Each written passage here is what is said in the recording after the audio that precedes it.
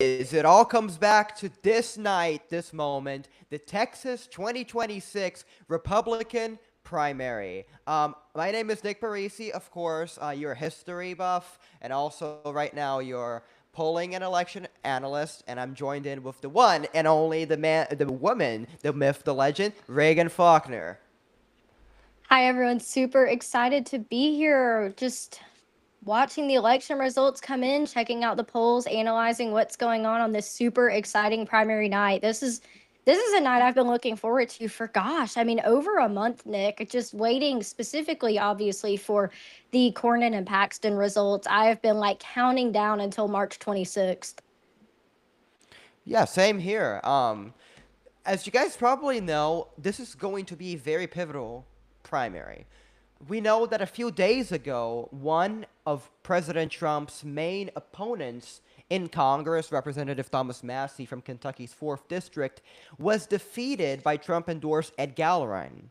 So this also shows yet another Trump opponent, John Cornyn, incumbent senator of Texas, being challenged by current Texas Attorney General and Trump endorsed Ken Paxton. Um, to refresh the audience, John Cornyn has a track record of being very how do I put this in a professional manner? He has alienated a vast part of the current MAGA base. He has supported gun control policies together with Democrats, pissing off a lot of even Massey supporters. He has supported omnibus packages of funding and arms to Ukraine during the Biden period, together with most of the neocons in both the House and the Senate. And quick interruption, we are joined by the great Zachary. Welcome. Sorry Welcome. about Can you that. guys hear me all right? Yeah, we can hear you. Perfect. Hey, Reagan. Great to see you as well. Hey, good to see you. And hopefully, later on, we're going to have a little surprise for you guys. We're going to be joined by the one and only, once again, Isaiah Presley LaFone. Just told me he has a GOP meeting to attend to for the first minutes of tonight. But no worries. He said he's going to be joining later on. So, Reagan, you want to give us some input on like your predictions for this election or your views on John Cornyn versus Ken Paxton? Yeah, I mean, we've been watching Cornyn and Thune, and here in North Carolina, Tom Tillis kind of be this triage of, or I guess trio, you would say, of real like rhinos. I mean, I feel like every time we see Trump say that he has a policy or an initiative that he wants to get done, it's those three and some others. Obviously, Cassidy was defeated. I believe that was last week or the week before. So we kind of have these rhinos that have been impeding him every step of the way. It's something that we saw in 2016 as well.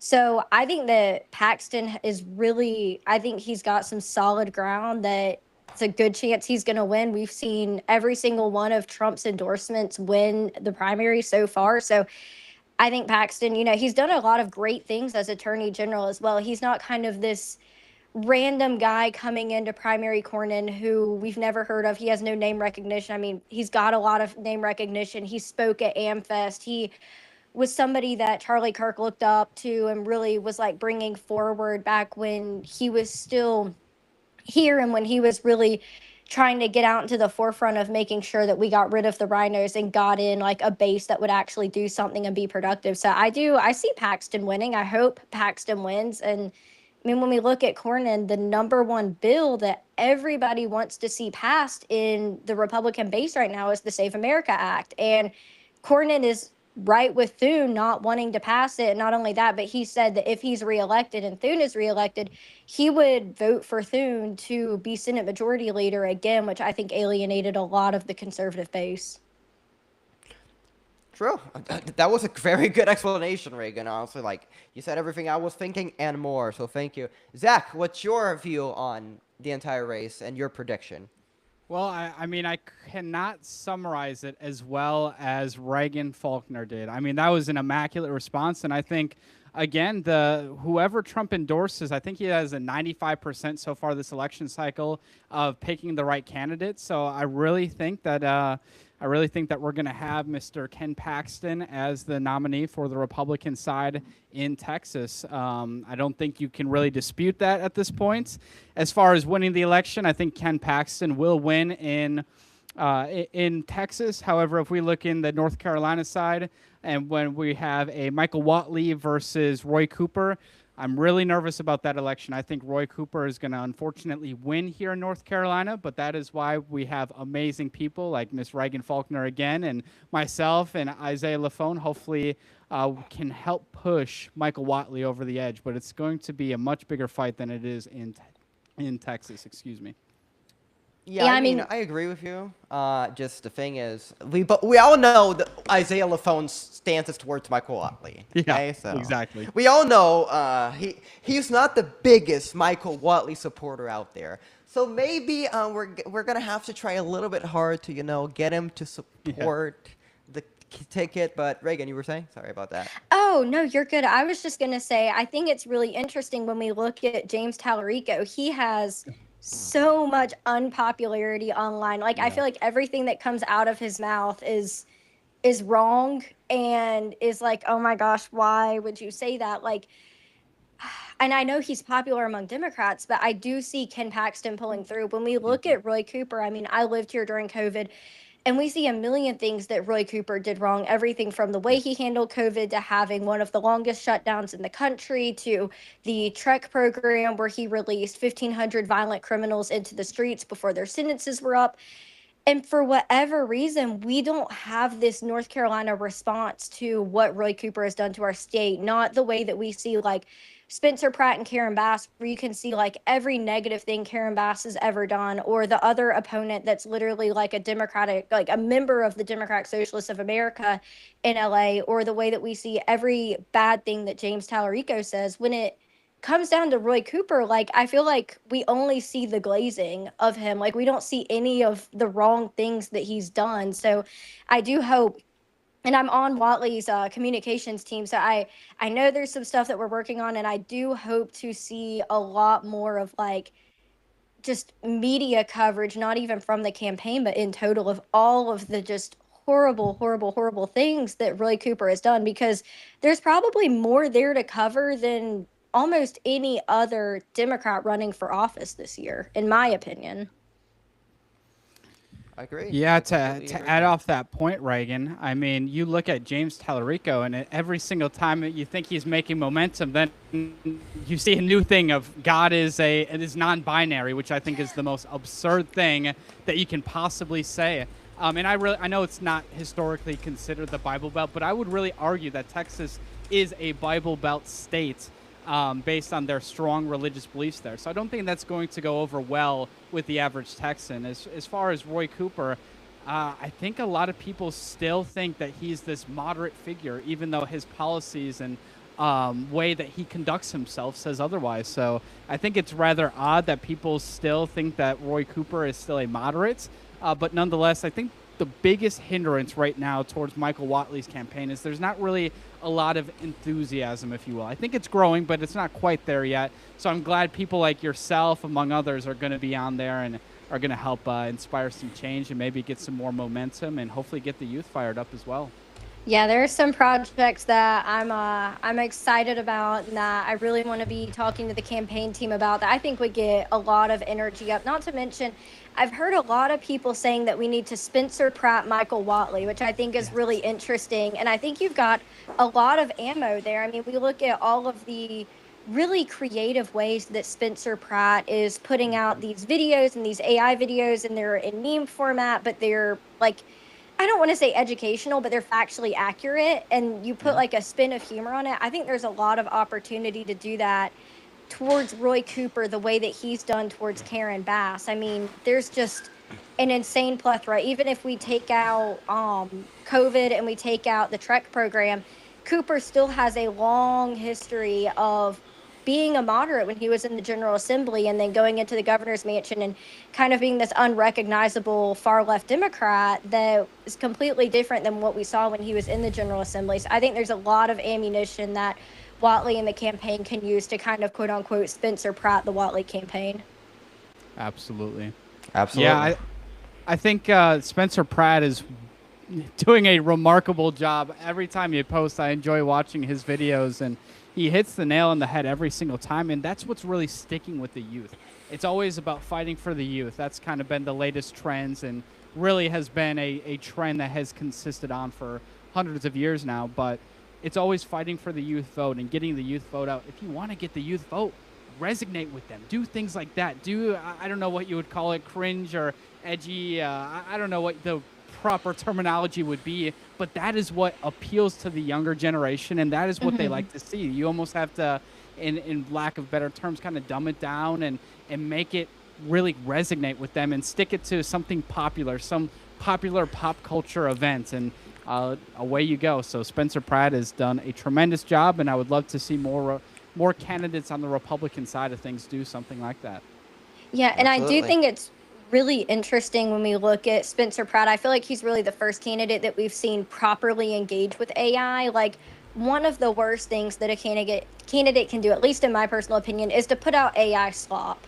Like, it's so obvious when it's AI slop. We don't want to see AI slop. And I think a lot of young people have kind of like turned away from the idea of candidates using AI or using AI in politics or using AI in social media. But then we look at Spencer Pratt, and I mean, he's done it right. Like, we all know that it's AI, but it's good. Like, it's actually good content that I enjoy watching. And then Zach, I know for you, like with Martin Media, we're talking about putting out content that's kind of in line with certain pop culture events that are going on and things like that. And I mean, Spencer Pratt even did a great job with that, putting out the Star Wars post, but replacing the stormtroopers with members of the DSA and Black Bloc, which was hilarious. Yeah. True. That is the vision, and I think that's something that we are transitioning towards properly. So I'm really excited to see that take off. A wonderful marketing team. Obviously, you're one of the top figures over there helping usher along that progress. But if we can replicate something like Spencer Pratt, I think we'll do very, very well. But yeah, this is great. I'm excited for these turnout. I really don't think it's a matter of who wins. I think it's how much of a margin does Ken Paxton win by. Yeah. I agree with that. And since we're talking about a rhino versus a MAGA candidate, just gotta do it, just gotta get the hat on. I mean, you gotta represent the team, man. You gotta represent the best movement in the modern history of the Republican Party, the one that's going to take back this country from the nasty hands of these woke globalists who want to sell our culture and our identity to the highest bidder. So I think we're going to see very good turnout tonight. So if we look at the polls, Zach, what you said is spot on. It's not really, I don't want to sound overconfident because we don't know what's going to happen. We all know what happened in 2016. Trump cannot win. Hillary's going to be Madam President, whatever. She lost. She was very salty about it, but that's beside the point. So, if we look at the polls right now, the last poll in Real Clear Politics, there was a new one, I believe, today. It has Paxton up by 10. So, and this is Qantas Insights. They're not the worst polling out there. Every single poll since April has Paxton leading, actually, with the exception of Peak Insights, but that's one poll still within the margin of error. So, going into this election, I think it is safe to assume that Ken Paxton is the favorite to win this race. My prediction, I have Ken Paxton by 5, at least. But I'm going to update it. So, if you guys don't mind, since we have 18 minutes before the polls start closing, for those that don't know, Texas is one of the special states. Majority of Texas lies in the Central Standard Time boundary, so polls close at 8 Eastern Time. However, part of Texas also lies in the Mountain Standard Time boundary, meaning that polls close there at 9 Eastern. So we're going to see votes update a little bit more by the end of the evening. So before we start, I would just let's just do a little bit of, people say, oh, it's polling analysis is boring. It's really not. It's what I live for. But anyway, this was, as you guys can see here, these were the results for the March 3rd, the primary, the first one, the first round when we had other candidates. And we see that Cornyn's base is in the big cities. I mean, look at this. He wins Dallas County by 18, Tarrant County by 7, Travis County, where Austin is, by 24, Harris County, Houston, by over 20. Cornyn is very favored on the areas with more of an urban population, with more degrees. While if we look at Paxton's base, it is mostly in the rural parts of Texas. It is also in part of the Rio Grande Valley. That is where turnout is going to be big, but also in the smaller sects that they're still urban but smaller cities. For example, Galveston. Paxton won in Galveston. For example, in Bowie County, where Texarkana is located, that's another big Cornyn area. Now, why is that important? Because if Cornyn wants to win tonight, he's going to have to draw great turnout for him in the big cities. He's going to have to run like sorry, I lost my train of thought. He's going to have to win these big cities by a landslide. He's going to have to increase his performance in Dallas, increase his performance in Tarrant, increase his performance in Harris. Now, why am I saying this even though he got first place in the first election, May the 3rd? Because, well, Wesley Hunt supporters are not very fond of John Cornyn. If we remember correctly, Wesley Hunt supporters served as an alternative. Wesley Hunt, served as an alternative to John Cornyn. So right off the bat, it is assumed that Wesley Hunt supporters are going to migrate to Ken Paxton. Now, if Cornyn wants to win, he's going to have to draw up the turnout in the big cities. And he's been doing that with the moderates. He's been doing that with the neocons. He's been doing that with the people who have served as the Texas base for the Bushes since the 1990s. Now, if Ken Paxton wants to win, he's going to have to rally the evangelical conservatives, all of us. Well, I'm not an evangelical, the Christian voters, the more prominent religious voters. He's going to have to draw massive turnout in these rural areas. He's going to have to draw massive turnout, most specifically, among the MAGA base. Because if we remember correctly, President Trump endorsing Ken Paxton served as probably the biggest turning point in this race. Ken Paxton has not been losing in a single poll after President Trump endorsed him. It was a week ago or so. Actually, no, it was a few days ago. So, the big question tonight, actually, there are two questions tonight. For Cornyn, can he really turn out the old guard of the GOP to the level that keeps him in the Senate? And for Paxton, will MAGA supporters turn out as much as they did in Kentucky when Thomas Massie was running to give the race to Cornyn? That's what we're going to have to look forward to tonight, and I'm sorry I talked too much. No, absolutely not. That was perfect, and I think that's a great analysis. Yeah, I think you again hit the nail on the head right there as far as what to expect and what we're going to see tonight. I really do think that we're going to see a Ken Paxton victory. If you look at the results and you see everything, I think majority, I would be willing to say at least 75% of the Wesley Hunt voters will transfer over to Ken Paxton. But again, there is a lot to see. You just never know with election night. America always speaks, and we'll find out what America says tonight, or at least Texas. But I really do anticipate that we're going to have Ken Paxton as the leading person. I think that Trump endorsement carries a lot of weight. I really do. I think that carries a lot of weight, and that's going to push Ken Paxton way past the finish line. But again, we will see in a short 12 minutes.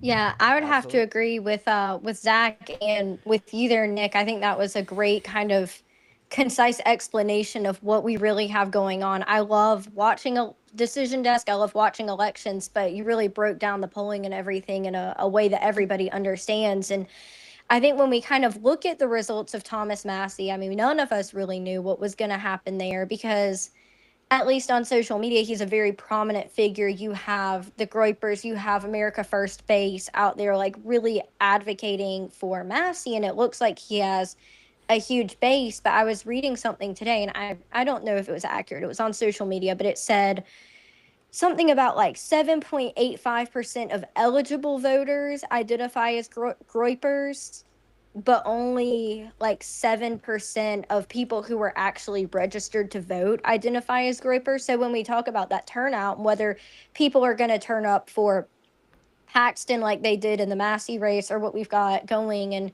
kind of looking at those numbers, it's just interesting that it seems like the base that's in favor of Massey is massive. At least when I look at social media, that's what I see. I imagine it's the same for you. But then when you break it down into a statistic and you're like, wow, only 7% of registered voters. I mean, yeah, it's a lot because every vote counts, but that's really not that large of a percentage for what I'm at least personally seeing on social media. Yeah, I agree with that. Completely agree with that. And honestly, I think that these recent elections showed that, in surprise to nobody who has actually been logically accompanying politics for recent times, that President Trump is the leader of the Republican Party. President Trump recently managed to, as you said earlier in the stream, he's managed to take out two of his major opponents. First, Bill Cassidy in Louisiana didn't even make it to the primary runoff, and now Thomas Massey. So the vote lies with MAGA. As a matter of fact, there was also a poll I saw on X a while ago that showed that there are more MAGA Republicans today in the more Republicans identifying as MAGA today than there were in December of 2024. So President Trump still holds the lead of the Republican Party. So when we have these groypers claiming that Trump has betrayed the conservative movement, MAGA's dead, and what else did he say? Oh, this very flawed idea that somehow conservatives en masse are migrating away from MAGA and towards this nihilistic view that the ends justify the means, and if I don't get my way all the time, then I am warranted to vote Democratic. It is incredibly ridiculous. And we have seen this because every single person who has sided against Trump, or at least a huge number of them, they have lost. And it will keep happening this way. And the more that it happens, the more evidence we have to claim that the groypers are losing. But this isn't really about the groypers. This is about a decade-long senator who has refused to adapt to the changes in the Republican Party. A senator who had pledged, in order to get President Trump's support, to pass the SAVE Act, and not done nearly enough to get it done. And by the way, I would just say this. The SAVE Act might as well just be the most important bill of this year. Because if we do not have safe elections, if we cannot guarantee that the people casting their voices towards who will lead us, our generation, and this beautiful nation for the next years to come, if we're not able to guarantee that they are American citizens, then we are surrendering our identity to foreigners. And that is something that no nation has ever survived. Every single nation that has surrendered their unique identity to that of foreigners has died. Yugoslavia, great example of that. Austro-Hungarian Empire, great example of that. The Soviet Union, a great example of that. What happened to all those nations? They do not exist anymore. So this should serve as a clear example to these neocons who don't want to do enough to save our country, who don't care that our identity, our culture, our way of life is under attack. They don't only care about, oh, we're going to pass some corporate tax cuts. Oh, but we're also going to send money to other countries. We don't care enough about elections, but what we do care, sending money to Ukraine. What we do care? Lobbyists. What we do care? Staying in power. I think that the people in Texas are going to send a very clear message that their time in politics is done and it shall never, ever be repeated again. Thoughts?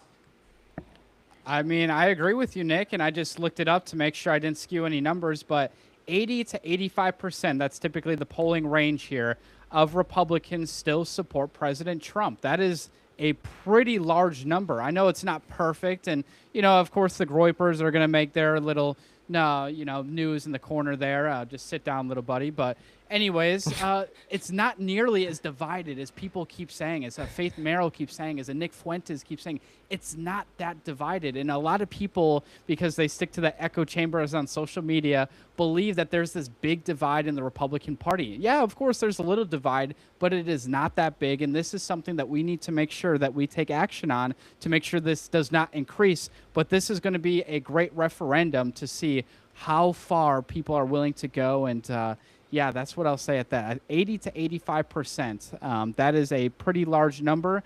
And again, that is a big majority. That is not that is not a nearly divided number like they make it out to be on social media. And yeah, I'll just leave it there. Yeah, I Yeah. mean, obviously, no president is going to be perfect. There are things that every president does that upsets their base. There were things in 2016 to 2020 Trump that I didn't like that he did.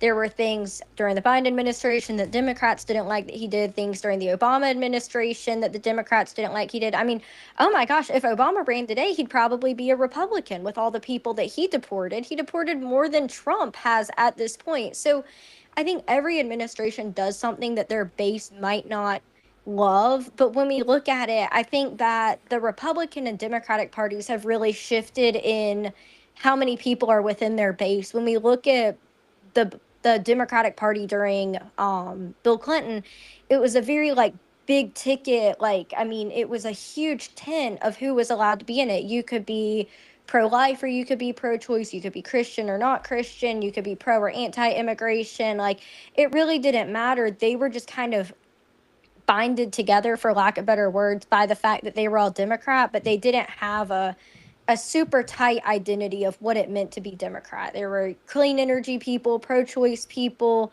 more regulation, more taxes. I mean, it was just a whole slew of different ideologies. Where in the Republican Party, we stuck primarily with tight borders, low regulation, low taxes. It stayed pretty similar, pretty tight.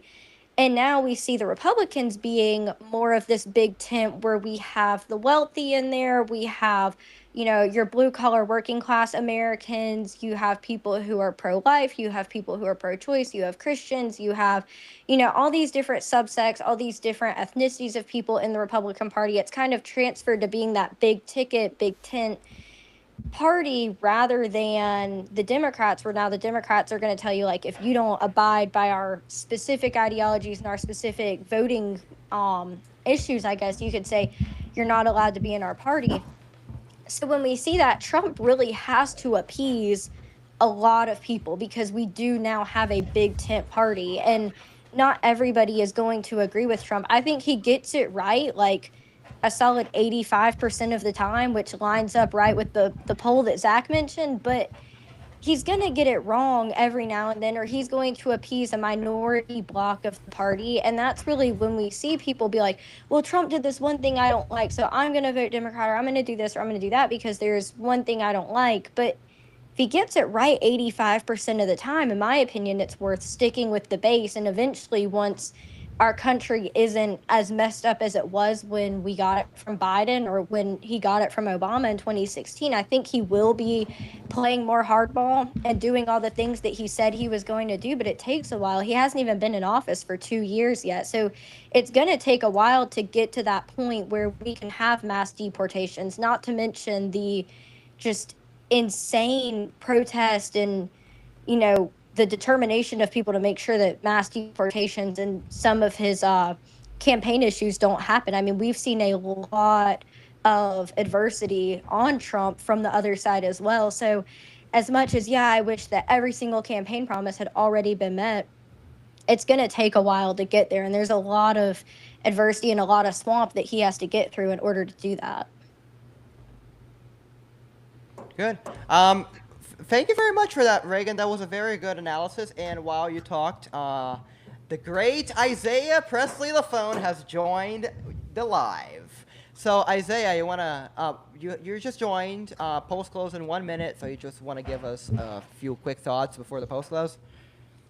Yeah, Ken Paxton's going to wipe the floor. That's about my thoughts on it. I don't see any scenario in which John Cornyn takes this. I've been anti-Cornyn for a long time because he's a rhino and he's an establishment hack, and I tend to not like establishment hacks. I think that Trump made the right endorsement in this race. I've disagreed with many of Trump's endorsements this cycle. I think he's had a quite murky record, at least this cycle. But I was very happy and pleased with this endorsement. I know there were some people within his inner circle trying to push him to endorse Cornyn. I thought that would be one of the biggest mistakes of his political career, aside from endorsing Lindsey Graham, of all people. Paxton's going to wipe the floor. Cornyn doesn't stand much of a chance. He'll be on the way out in 7 months. All right, I agree. And it is 8 p.m. in the Eastern Coast, which means that polls have started to close in the great Lone Star state of Texas. So our coverage begins now. And before, I think it's also important to note out that this is not the only one election going on tonight. It's not just the Senate. There's also a few ones. Just a lot of people don't really know about it. But one of the most important ones is the Attorney General race, which, if you guys don't know, Chip Roy is running. Chip Roy is one of the members of the House Freedom Caucus. He has crossed President Trump many times, but he's still loved by the DeSantis, Massey wing of the Republican Party. Just does not really seem likely to win tonight. Like, if we look here at the poly market odds, Myers Middleton has an 88% chance of victory, and it has not been so much covered as the Senate race. So without further ado, let's focus on what matters tonight. Unfortunately, no votes have started to come in yet, which kind of sucks, but well, it's politics. I guess I gotta be patient. Good things happen to those who wait, Nick, okay? If we want to get Ken Paxton past the finish line, we just have to wait a little bit longer. But yeah, I think, again, I don't think it's a matter of if he wins. I think it's by the margin, and I'm willing to bet, and I don't bet, but I'm willing to bet that he's going to win by 13 points or more. I know that's a big one, but that Trump endorsement carries so much weight, and we have seen it time and time again, especially over the past few months now. Again, 95% chance of winning an election if you have Trump's approval behind your back. Oh, and as you just said, Yep. the first results have just started to pour in from Tarrant County. That's my old county. That's where I used to live. And 67.53, if somebody says it, I'm just going to take a little pause here. If somebody says this, Isaiah, quick disclaimer to the audience, I hate it. Every single time somebody makes that joke. It is the most degenerate thing. And I guess that as good that you mentioned that good things happen to those who wait, the first results have just started to pour in. Ken Paxton is wiping the floor in Tarrant County and losing by only 1.3% in Dallas County. This is huge. That's Dallas County for you, dude. Tarrant County it's so funny because the Metroplex the DFW Metroplex is split. Fort Worth is much more conservative than Dallas is. Dallas is like the little slice of California that you get when you get to Texas. Now I'm looking at it right now. In Tarrant County, Cornyn had won by 7% as far as against Ken Paxton the first time around. It was 45-38. So that's already a huge jump in what we're seeing right now in Tarrant County. Yeah, I fully agree. Yeah, look at I just put up the map. I said this earlier in the stream. Cornyn, if he wanted to win, he would have to prop up a lot of support among the big cities. He is losing Tarrant County. He is underperforming his own margins that he had earlier this year in March by 24 points. 24. He is only What winning percentage of the vote is in from Tarrant County? 67.53. Okay. Let me put the screen back up, and as I said also earlier, Ken Paxton, he's leading in the areas where Trump has the most support in, which are these rural, non-urban areas, as well as the suburbs. So this is looking great for Ken Paxton, overperforming by over 20 in Dallas. Leading in Jefferson County, for example, smaller area, but still his base. These small counties, even though they don't really have a lot of votes, they show a clear picture that Ken Paxton is solidifying his electoral base while overperforming on the areas that John Cornyn was projected to win. So if I was John Cornyn right now, I would just concede, honestly. Like, I am this confident. I think it'll get called within the next 30 to 45 minutes if it gets. I mean, look at that. Look at that margin right now.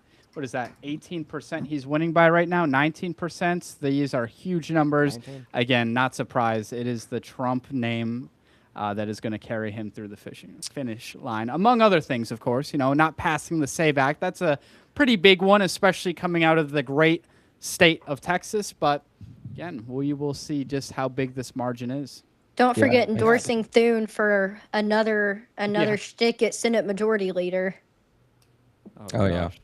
I think once we get Absolutely. more numbers out of San Antonio, Austin, and Houston, it'll probably clear up any Yep. doubt in my mind, at least.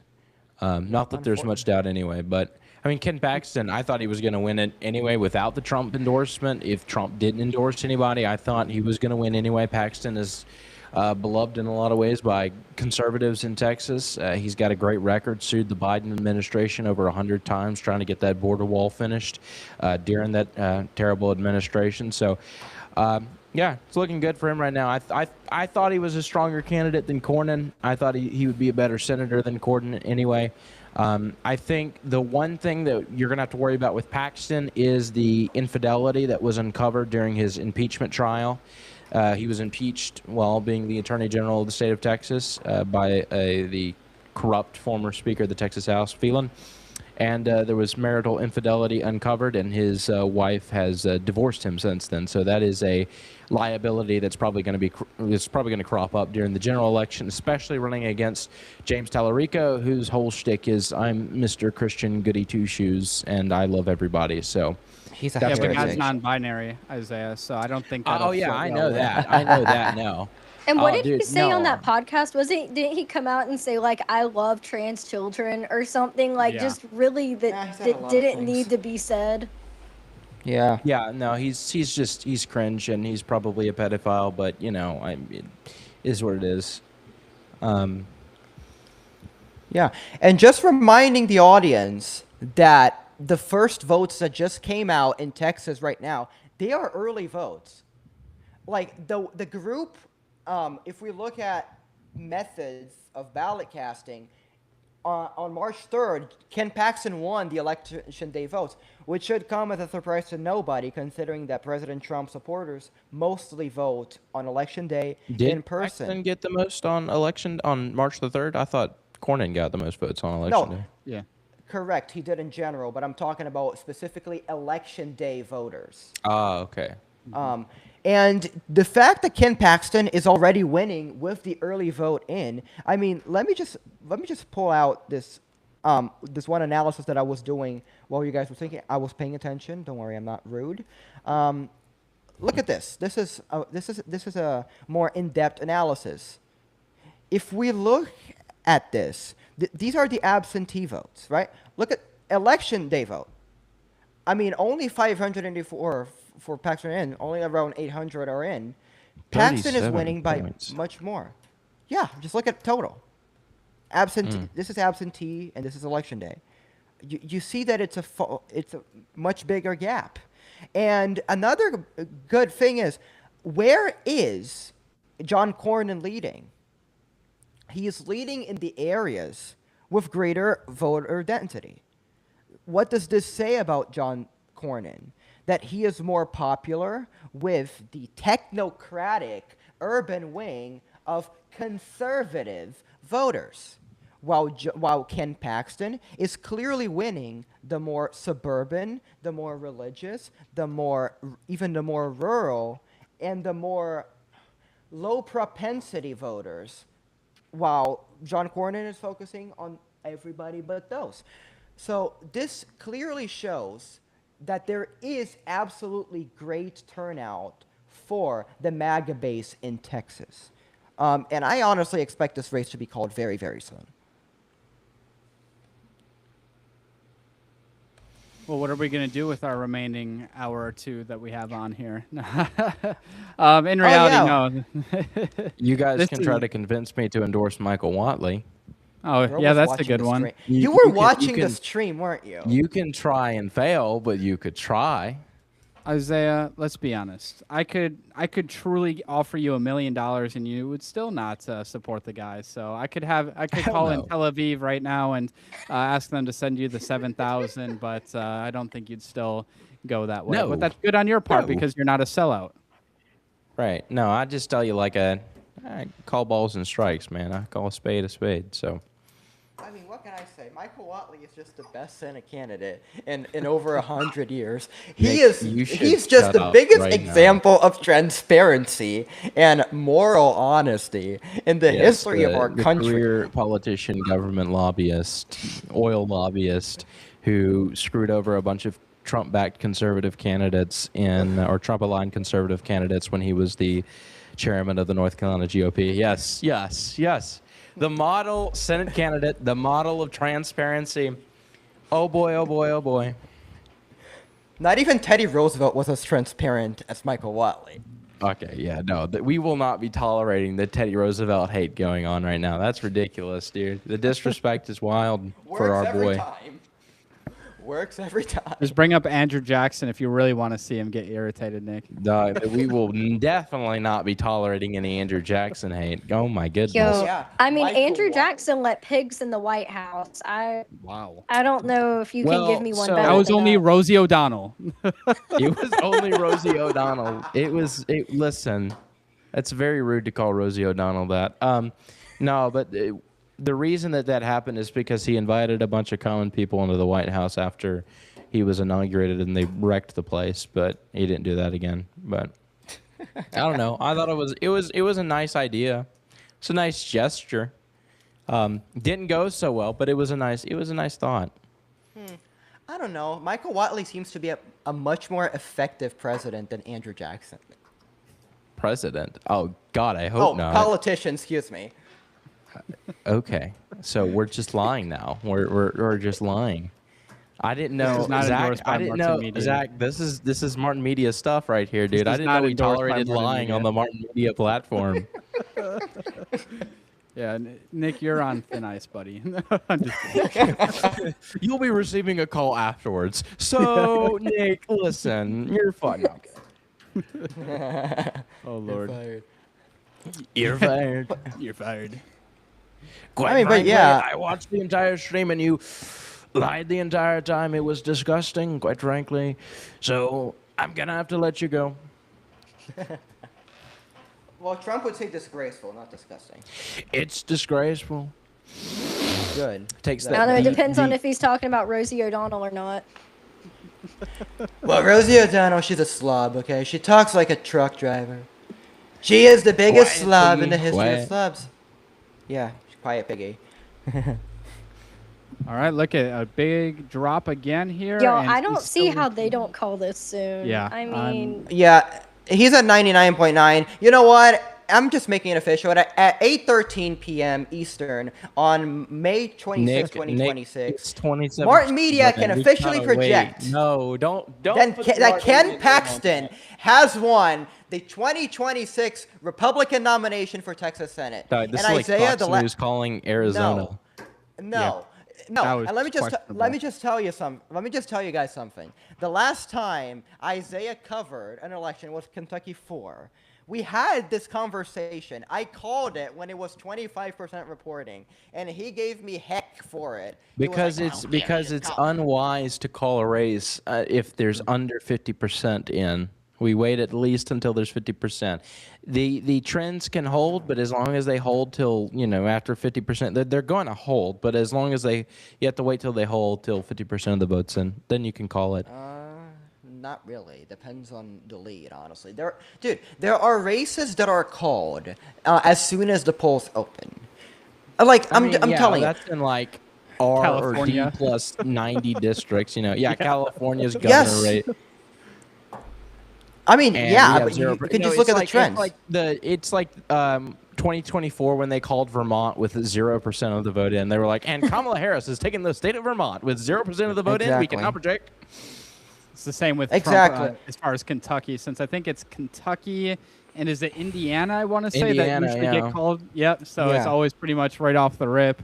Yeah. Yeah, But exactly. this is more questions. Because no, and it's with a reason, because the way that you call election, I mean, there are two ways. Number one is by using simple mathematics. Sometimes you can just multiply margin versus votes reporting, and if it's over 50, then just call it. But the way that it's done is you analyze, because you have a map, right? We have a projection. We have the areas where each candidate is expected to get the most number of votes. For example, Paxton is expected to get the better number of votes in the more rural sections. And in Galveston, well, Cornyn, he was expected to win Dallas, Tarrant, not Bowie. He was expected to win Travis County. He was expected to win Bastrop. All these more urban counties, Harris County. And if we look at the results, sure, 69% is in. He is massively underperforming not only his expectations, his March the 3rd performance. So, what does this say about the state of the election? You got another drop. Go down. It's right to the west of San Antonio. Yeah. You there got are a 3 drop on votes in a. total. I want to see that. Here? No, Star to the County? west of San Antonio. Go up. So you West see of San San Antonio, the county that's Yeah, yellow right Medina. next. Okay. Yeah. Okay. Cool. I wanted Yeah. to see what the margin was. You know what? Yeah, I'm sorry, Isaiah. I'm calling it, and if I'm wrong, I'm gonna have to say I love Isaiah LaFone 100 times on stream. You know what? You're gonna say that anyway, but eventually one of these days, All right, bud. All right, bud. after the Democrats take the Senate, after Mary Peltola wins the Alaska Senate race, you'll have to say Okay, bud. Isaiah LaFone. I love him. He is the most beautiful man in the world, and he is the most intelligent, and he's always right, no matter. No, I'm kidding. Mary Peltola is not winning the Senate. Okay, she's Mary not. Peltola is going to win that Senate race. I hate to tell you No, that. she's not. I don't understand the point. Like, I don't understand the argument. Oh, Mary Peltola. Dude, she was running against Sarah Palin, and she got 9% of the vote. Sure. She's now running against an incumbent senator, Dan Unpopular Sullivan. incumbent Senator Dan Sullivan with a pretty good lead in the Oh. polls. And remember how Alaska has ranked choice voting, which screws it Yeah. over time and time again. Sure, a little bit, but at the same time, it's going to be a high turnout election with a candidate with high name recognition. And honestly, I just rebuke this idea Mary that Peltola unpopular. has high name recognition too. She was the congresswoman. True, but not higher than Dan Sullivan. And she doesn't have as much money as Dan Sullivan does. Like, the DNC is in debt right now. They're like $13 or $17 million in debt. So spending is going to be an issue, number one. Money Number two, can't change the mood of the people, unfortunately. yeah, I agree. I fully agree with that. And, like, if you just look at Alaska, it's still like an R, it's over R plus 10. Like, I do not see a state that voted for Trump by over 10 points flipping Democratic in the Senate level. House was different. There is less turnout for House races. And at the same time, 2022, the main people who are going to elect Dan Sullivan are MAGA conservative supporters. In 2022, when Mary Peltola was elected to the House in Alaska, there were two factors. Number one, Trump was not on the ballot and he was not president. So the race played out a little bit differently. So the race did not turn out to be a referendum on Trump. Number two, what was I going to say again? Oh, yeah. The Senate candidate was Lisa Murkowski, a rhino, basically a liberal. So that obviously disenfranchised a lot of conservative voters in Alaska. That is not the case with Dan Sullivan. Sure, he has his problems. He's establishment, he's a career politician. But he is not nearly as liberal and ostracizing to the conservative base as Lisa Murkowski is. So I did not view Mary Peltola winning the election. Okay. And that was a huge rant. I'm sorry. No, you're good. I'm just okay. We'll wait and see. I mean, I don't know. I looked it up real quick. I don't know anything about this race, to be honest. I haven't looked into it. I haven't heard of it. I have no clue what's going on. So I'm probably not the best person to be talking about it. But I will say that Peltola's got 48.4% in the most recent poll a day ago compared to 43.8% to Sullivan, which... Yeah, Sullivan hasn't led a poll in a very long time. And with how the ranked choice voting system works, if she's up in the, so if in the first round of vote counting, she's up in the high 40s, like 48, 49%, then she's going to win it when they count the second choices. She'll get over 50, because that's what Maine does, and that's what to look for on election night for the state of Maine, Graham Plattner versus Susan Collins, a race that I believe Susan Collins is going to lose. If Plattner is in the lower 40s, then Susan Collins has a better shot at it. But if he's in the high 40s, then you're cooked in that instance. You don't think Plattner shot himself in the foot enough times yet? No, I really don't think so. I don't think so. I've looked into the polling and the mood in Maine and everything, and just based off what I'm seeing, I don't think that people. Unfortunately, people don't care all that much about what he said on Reddit or about the Nazi tattoo thing. Just nothing has been able to stick like we need it to.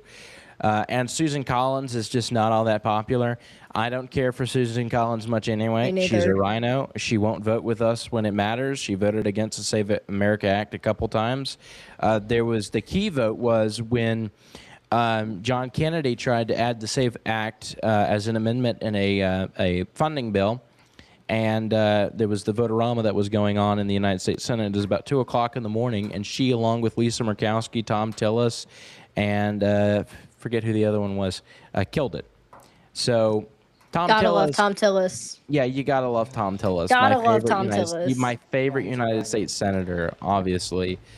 No. That was. I didn't care after she did that, because Susan Collins is going to do whatever Susan Collins thinks is best for her on election year, and unfortunately, that just means not delivering on conservative promises, and so she's going to lose to Graham Plattner, and the oyster farmer, and Bernie Sanders' son is going to go to the United States Senate, and we're just going to have to deal with it. I think it's hilarious, though. I mean, I don't really try to call out the hypocrisy of the left, because it's just, quite frankly, not worth it. Like, they're going to do what they're going to do, and there's no level of common sense that's going to help with that. But I think it's wild that Elon, who literally, like, is autistic, did the weird wave or whatever, and they said that he was a Nazi. And now we have somebody running on the Democrat side that legitimately has a Nazi tattoo, and they're like, oh, it's fine. That's not what that means. Like, are you kidding me? On top of everything else that he said. And, the release the Epstein files side, and he's saying all that crap on Reddit about the Taiwanese hookers or whatever, and like cheating on his wife and all that. He was a degenerate, yeah. I mean, he is like a really terrible person. No, it's fine. Like, release the Epstein files, but I'm going to vote for Graham Plattner. Lock up Elon for being a Nazi, but I'm going to vote for Graham Plattner. It's fine. It's fine, guys. He didn't know. He was just a stupid crayon-eating Marine, and he didn't know any better. I mean, come on, guys. I think y'all remember I was reading comments on how Graham Plattner said, I'm not even going to repeat it on air, but some horrific things about what he did in a porta potty, and people were defending it. They're like, well, who Yeah. hasn't done that? I mean, wow. Have we Oh, really yeah, seen I When he saw like those. said that That one, was- like that soldier deserved to die, and he was happy Yes. that he died, and he was like, Oh, that's disgusting. and everybody's like, oh, it's just dark humor. I'm like, no, what the flip is wrong with you? Like, no, you don't say that, dude. Like, there's dark humor is a thing that a lot of people use to cope, but saying that you're happy that someone got shot dead is not dark humor. That's just plain cruelty. Yep, Jay Jones knows a lot about that. Oh my gosh, mean, I Jay think Jones. Jay it's- Jones proved that the Democrats just don't care anymore. They don't care. Oh, exactly. We agree. I think it gets scary where you have like, if we went back to the 90s where we had Republicans and Democrats and like all in all they were, relatively moral, maybe not all the way moral, but now we're voting for people and it's like,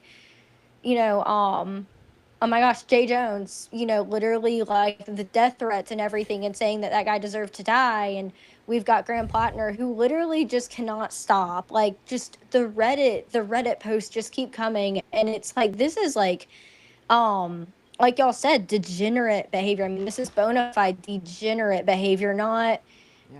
whatever they were doing in the 90s. I mean, maybe it wasn't completely upstanding or moral, but this is bad. And like that these are the people that Republicans are running against right now, or independents, or quite frankly, anybody, even, whoever was if there was a primary for Jay Jones, even the Democrats that are losing to these people that are utter and complete degenerates. It's, oh my gosh, it's so concerning that these are people who are upstanding citizens enough to run for office. True. I Yeah, completely no, agree and I with mean, that. you're dealing with a period in time which, to be part of the political establishment, you have to be a degenerate, you have to be compromised. That's the only reason Mark Robinson was even allowed to exist in North Carolina, because they already had that stuff on him from the porn websites where he called himself a black Nazi and talked about fantasizing about what he wanted to do to his sister-in-law. Like, they already had all of that stuff on him. Like, of course they let him win the lieutenant governor's race and run for governor. Like he was a terrible candidate to run, and they had all this on him. They knew he wasn't going to beat Josh Stein anyhow. So I mean, that's just where we are in America right now. Well, I mean, and Unfortunately. have y'all seen the woman? I can't remember what state she's in. It's like up there with Illinois or Indiana and all of those states. I cannot remember which one, but she literally is twerking for votes. And then she said Michigan, that, yeah. like, yeah, she said that men are like such degenerates that what difference does it make because they're going to vote for her because she's twerking for votes. And I'm like, I don't, at least like the guys that I hang around, they would go and vote for anybody else to not vote for her. I think she's got Yeah, it a no. little mixed up there. I don't want my congresswoman twerking, like, at all. Thank you. I mean, look at That's Kamala disgusting Harris. and weird. Had Megan the Stallion on one of Oh, her yeah, campaign that. rallies twerking on stage. Yes, that is a great image. Yes, that's what we should be teaching our young women, our future leaders of America. That is just so wonderful. Way to go, guys. Yeah, exactly. Well, I mean, Like, even- the worst part is.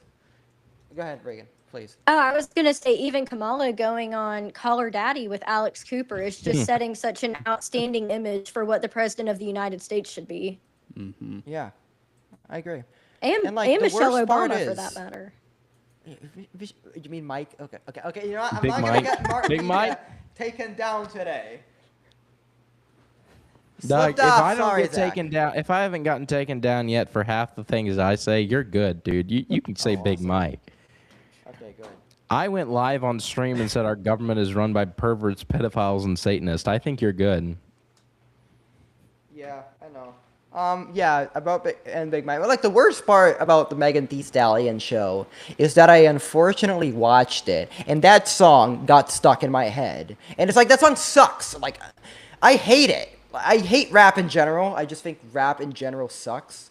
Like, I don't know if this is gonna be a very unpopular take with the trend in culture with our modern day society. I just think rap is terrible. Like, it does not have any sort of musical consonance.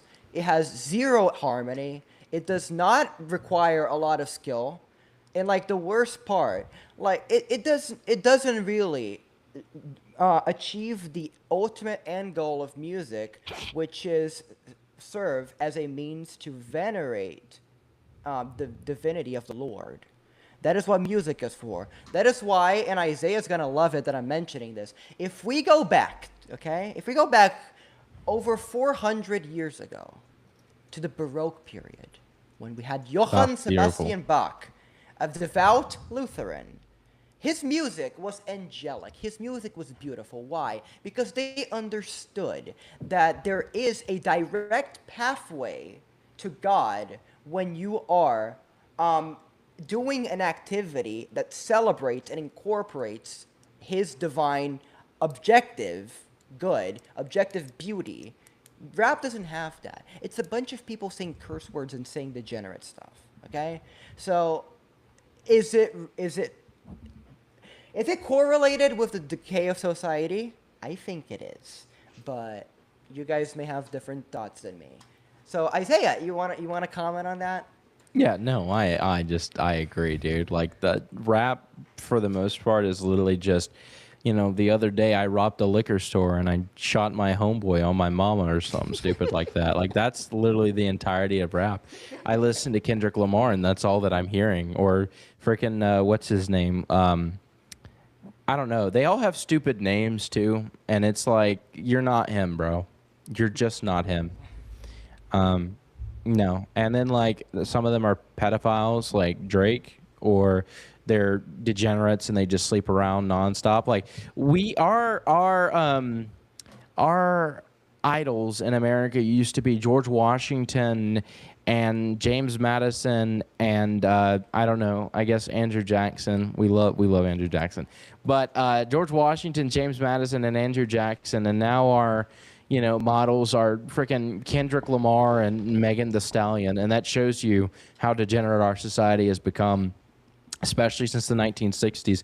We were sold a bill of goods in the 1960s with the sexual liberation movement. They said, "Oh, we got to break free of the chains of, sexual suppression, and we're just going to be free to sleep with whoever we want and do whatever we want, no matter how degenerate it is."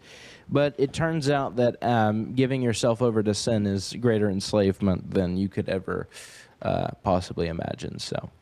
I mean, you Yeah, have that I agree. effect in the music industry, and then we look at like the pharmaceutical industry. I don't know if y'all watch Isabel Brown, but she's been doing a lot of like exposés on birth control. And you look at birth control, and one study shows that it increases your likelihood of having brain tumors. And then another study shows that the firings in your brain, so I think they studied 36 women, which isn't a huge sample, but they took a portion of them that were on birth control and that were off birth control, and the firings in your brain that show kind of your individuality and like how you think individualistically from other people. In the subset that was on birth control, all of their firings in that area were showing that they were more likely to think the same, that women on birth control are more likely to think similar to other women. And then the women who weren't on birth control were like more individualistic. They were more free thinking. They were more willing to have their own opinions or to diverge from the group. And those neural firings were like completely different. They were completely unique to each individual woman. So, like, when we look at the sexual liberation, when we look at the 1960s, we see obviously a complete and utter change in culture as a total, in the pharmaceuticals being pushed on women in the music industry. I mean, I think that was really one of the key points of the decline of our society. I think there were a couple of them. I think it probably started with FDR, in my personal opinion, and his socialist agenda. But the 1960s were really not good for our culture, our education, the chemicals that we're putting in women's bodies, pushing abortion. Actually, like the more abortions you have statistically, and like the studies that have been done, it's going to lower your fertility rate. I mean, it was just awful for our culture and for the new human beings that we're trying to bring into this world and for the fertility of women as a whole. Yeah. You wonder why infertility rates have just skyrocketed, and that is a prime example. We see it. They sell women, not us, but they sell women birth control, and then that naturally makes them more infertile, and then they sell them IVF. It's the same companies who do the same exact treatments, and it's it's unreal. They're just doubling up as far as money and as far as profits go. And then you look at the food industry too, which I've ranted and raved on that for so long, but it correlates exactly with that. You look also with this birth control leaching into our water. You wonder why potentially males are acting more girly. That would be probably a good place to start. I mean, this is just common facts. You look around and everything is turning more gay. Everything is turning more upside down. We'll just put it that way. I could go on and on about So that. fake but, and gay. What's that? So fake and gay. Right. Yeah. I mean, look, and Netflix does not have a hidden agenda, really. When you have characters every single show identifying as trans or gay, or it's just it's sickening, and the world has turned upside down, and we have lost our mother effing mind, in lack of better terms. I can't even watch Netflix anymore. No, I mean, don't have Netflix anymore. I watched two shows. I need to delete it. I watched Suits because Suits is fire. Not sure if y'all have seen it. I'm on season 5. Maybe it gets bad. I think it's fire. And I don't know if y'all have seen Inside Job. It's the creators of Gravity Falls, and it's all about the shadow government, and it's just hilarious. It's like, it's so ridiculous. It's like brain dead, but it's funny. Yeah, that's actually good shows. Like, I have Netflix still. Maybe I should delete it in a while. I You should like should. grandma's, but You should. Cut out the have goy it. slop, Nick. Cut out the Like, goy for slop. example, Gotta Okay. get Martin Media. hear me Yeah. out. They have More some me- pretty good shows though. Like, for example, I just started watching. I think it's Death by Lightning. It's a very good I show. haven't heard of It's that. about the story of America's, I think, 20th president, Andrew Garfield. I think.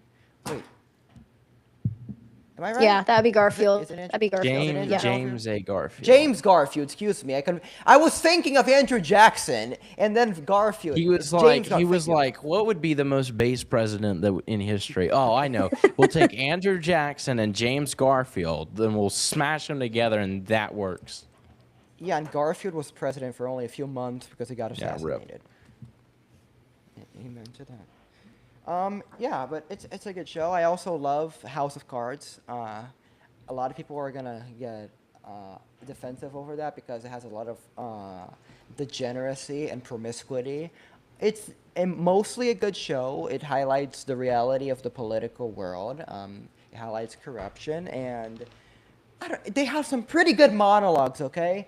Which I do use to this day. Like, for example, when I'm talking to left-wingers on economics, I love quoting Frank Underwood when he says, "You are entitled to nothing." That is like a perfect way to describe why welfare is a scam, why these programs that the Democrats propose, why this idea that the state should do more for you than you yourself is just pathetic.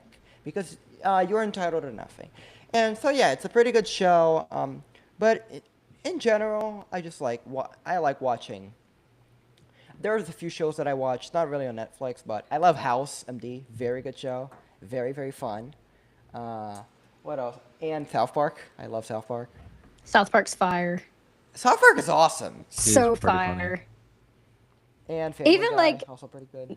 My boyfriend's mom, she like really hates what they've done with this season where they had Trump and the whole thing going on. And I mean, not my favorite, but I have to admit, even being a Trump supporter, I still thought that season was pretty funny. It was funny. Like, it was funny. Quick news, was very breaking funny. news. Al Green has officially been ousted. He will Oh, no longer... hallelujah. Thank He is the unseated Lord. by Representative Christian Menifee in the Texas primary, and it's not Wait. even close. It's 21,000 to 9,000 as it stands right now. Wait, Zachary, we got to do it. Well, what are we doing? Na na na na na na na na. Hey hey hey. Goodbye. That guy is a disgrace. Like he should have been kicked out of office a long time ago. We're going to deport we- him. Under a we LaFone know administration, anything? he gets deported. Do we know anything about Christian Menifee? Who he is, what he's about? Probably He someone beat who's Al even Green, worse, so- and we're still I mean, celebrating. that's what I'm Leftist- thinking. I'm like, leftist, yeah, he's pretty radical left. watch this guy be straight DSA, straight CPUSA over here. It's like, yeah, Okay. guys, actually, we need a communist dictatorship in the United States. Actually, Yeah. I like Joseph Stalin. That's Have y'all That's seen? Nick Fuentes. Have you Huh? seen the guy? He does really like Stalin. But said he's have a y'all fighter. seen the guy in he was trying to primary Nancy Pelosi before she dropped out, but he is like full on socialist. His name's Saikat Chakrabarti. I probably butchered that, but If I can't pronounce he's your name, you're getting deported. he was trying to primary Nancy Pelosi, and he's like got this entire think tank, he's got a Substack, he's got all this stuff, and his goal was to have one socialist run for every single House seat in every single state across the country to try to prove that A, there is a socialist agenda that people want, and B, just to see how far they can get. And he basically got it. I mean, here in North Carolina, we had a couple of registered DSA members running like oh my gosh, Isaiah, do you remember that woman that was running? It was like Wake County or like to the left of Wake County. It might have been Durham County, and she was running against the other woman, the incumbent. Oh, yeah, And they yeah, had like, yeah. yeah, they had the wildest ads. It was like so and so took APAC money, and then it was like calling her out for being a Muslim, and they like had the like most violent Democrat campaign ads. It was wild. It was But beautiful to watch. it was Two hilarious. Democrats kill each other. So Yeah. beautiful. Every time I went to my boyfriend's house, I would like just sit in their kitchen. I would just watch. I would be like, "Oh, this is beautiful." Just watching them like fight it out. But I mean, whether it was Chakrabarti or not, they were pretty successful in getting a socialist to run for almost every seat. It was Yeah. pretty wild, or at least a primary. Democrats are calling their opponents out for being Muslims in the big 2026, and you're blackpilling? Guys, did they officially call it? Because somebody just No. texted me that they called it. No, they have not. No. Decision desk Um, hasn't. Hey, can you take a look at the attorney general's race right quick? I want to see what's going on over there. Sure. Good idea. Let me go check. Chip Roy is losing by a good By a chunk. lot. By a lot. Yeah. Not as much as Cornyn, but yeah, he's losing by a good chunk. Yeah, he's lost this. I'm calling it. The last polls close in about 20 minutes. Nick, you so might that's be the probably most why. impulsive caller No in kidding. regards to these races. I have know a what? 100% track record, Isaiah. So far, yeah, you called rip my boy Massey. He got hit by the bazooka. Yeah. Rip, bro. I called it. Dude, not only did I call that election right at 25%, I predicted the margin. Okay, I thought it was gonna be Galrine by 10. It was Galrine by 9. Yeah, rip. 6 or something. The warm body skin suit from Central Casting won. Congratulations. Yeah, but this. Listen, at least I was right on my call, so I'm not gonna be embarrassed. Nah, Ken you got Paxton, nothing to be he's totally embarrassed won this. about. I'm just rip America, bro. Ed Galleron's gonna introduce the draft again. He was like, I remember that. He was like, yeah, we need to like reintroduce the draft, and like all these young people are going to be forced to join the military. Like, it'll be Yes. good for them. I'm like, yes, winning strategy. Threaten them to. We're gonna draft everyone. Yeah, sure thing, bud. W. But I mean, yeah, it's true. And like, I don't know, just the state of Democratic candidates in today's political world is just like, it's pathetic. Like, look at who they're nominating. James Tallarico. I have a nickname for him. I just will not say it in this live because I don't want to get it taken down. Hello, Tallarico. No, that's not it. It's something else. But he might as like, I don't understand the entire glazing hype about James Tallarico. He is a degenerate. He is a heretic. He is a horrible candidate. He has no idea what he's talking about. And the worst part is he is a PCUSA seminarian. So like Isaiah's, I'm pretty sure Isaiah has a lot of very Kill me. personal feelings, like you are a Presbyterian. He makes This guy- Presbyterians look terrible. He makes me want to just become an Episcopalian just because he's Presbyterian. This is the guy who went on Joe Rogan to say that God endorses abortion because he gave Mary the choice. I'm sorry. You must have a different book of Luke than I have, because by my understanding, the angel Gabriel just comes to Mary and says, "Greetings, you're having a baby." And there's not much discussion about that. God doesn't do that. God doesn't ask you for your personal, oh, would it be okay? He didn't go to Abraham and go like, oh, would it be okay if like you came and I give you this land? No, he said, get your stuff. You're coming with me. Like, it's just a stupid argument. It's brain dead. And he's satanic in a lot of ways, because Satan is not. If Satan appeared right now, he'd look much more like James Tallarico than he would like the angry demon-looking thing with pitchfork, because Satan is a smooth talker the same way James Tallarico is. He knows just how to use the scripture and twist it ever so slightly in order to fit his agenda. He's a despicable individual, and he'll never be a senator from Texas. But the hype around him is because Democrats think that they found their new Christian left candidate. The problem is that he's just so retarded. I don't think he actually understands the heretical things that he's saying. And listen, that's on him, man. That's not my problem. I just respond to it. You know what? Since Isaiah said it, I can say it too. Instead of saying James Tallarico, I gave him the very good willing nickname of James Tallaretard. I think That's valid. It really, I'm using it that really highlights on my show tomorrow. James Tallaretard, his low IQ, and like he's just a train wreck. Like in Trump's words, he's just a basket case. Like, I have never seen somebody so morally bankrupt, yet trying to play the holier-than-thou image than James Tallaretard. I mean, yeah, you said it perfectly. He is a wolf in sheep's clothing. And, like, I told a lot of people, I dislike Tallaretard more than I dislike James Crockett. No, not James Crockett. Jasmine. What's the name? Jasmine. Jasmine, Yeah. the queen of the ghetto. Yeah, because like at least Jasmine Crockett is retarded, but at least she acknowledges, she embraces her. She embraces the retard brain mass, her lack of a moral doctrine, and just her lack of how to be a standard citizen mentality. James Tallaretard. Just let me put this very cleanly for you guys to understand.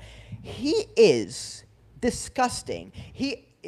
First of all, I'm pretty sure an amoeba has more mental development than that guy does. Like, you look at him and you honestly just want to drink antifreeze. That is just how much. No, it's true. Like, the best, like, you have many, like, let's just speak of psychology for a second. There are many reasons that force young people to go to a psychiatrist nowadays. There are top 3 reasons. Drug use. It's the ring finger. Drug use, toxic relationships, and listening to James Tallarico speak. It's scientific, okay? It's just true. Like, you watch that guy speak, and your IQ automatically gets burned more than the USC building at USF. Like, you just can't develop a line of thinking actually listening to that guy. If you opened up your Bible right now, you would gain 1,000 more IQ points than by listening to 10 hours of the guy speak. Because not only is he stupid, like, he words his words in such a manipulative manner that it makes people who are imbeciles in every single metric we have a name for think, oh my God, this guy is so smart. He is a Christian, so therefore he must know what the Bible says. Dude, he doesn't even know what God is. Like, I'm telling you. A woman. Yeah, I'm telling you. Everyone gets to pick their pronouns except for God. 13-year-old me knew more about theology than that guy. Like, I'm just surprised he has not been called out by every single theologian in the world yet. But you know what? There is one good thing about James Tallarico. There's one good thing. He is going to unite every single Jew, Christian, and Muslim, because he is such a heretic that every single person who's serious enough to actually I don't know about be religious, Muslim, but dude, he supports homosexuals. I'm pretty sure Muslims have a very interesting track record at dealing with gays. I mean, just go to And guess what? It Palestine. doesn't matter, Nick. Unfortunately, that does not matter. Well, look at Zoran Mandami. Look at all these people who are Yeah. saying yay to Sharia law.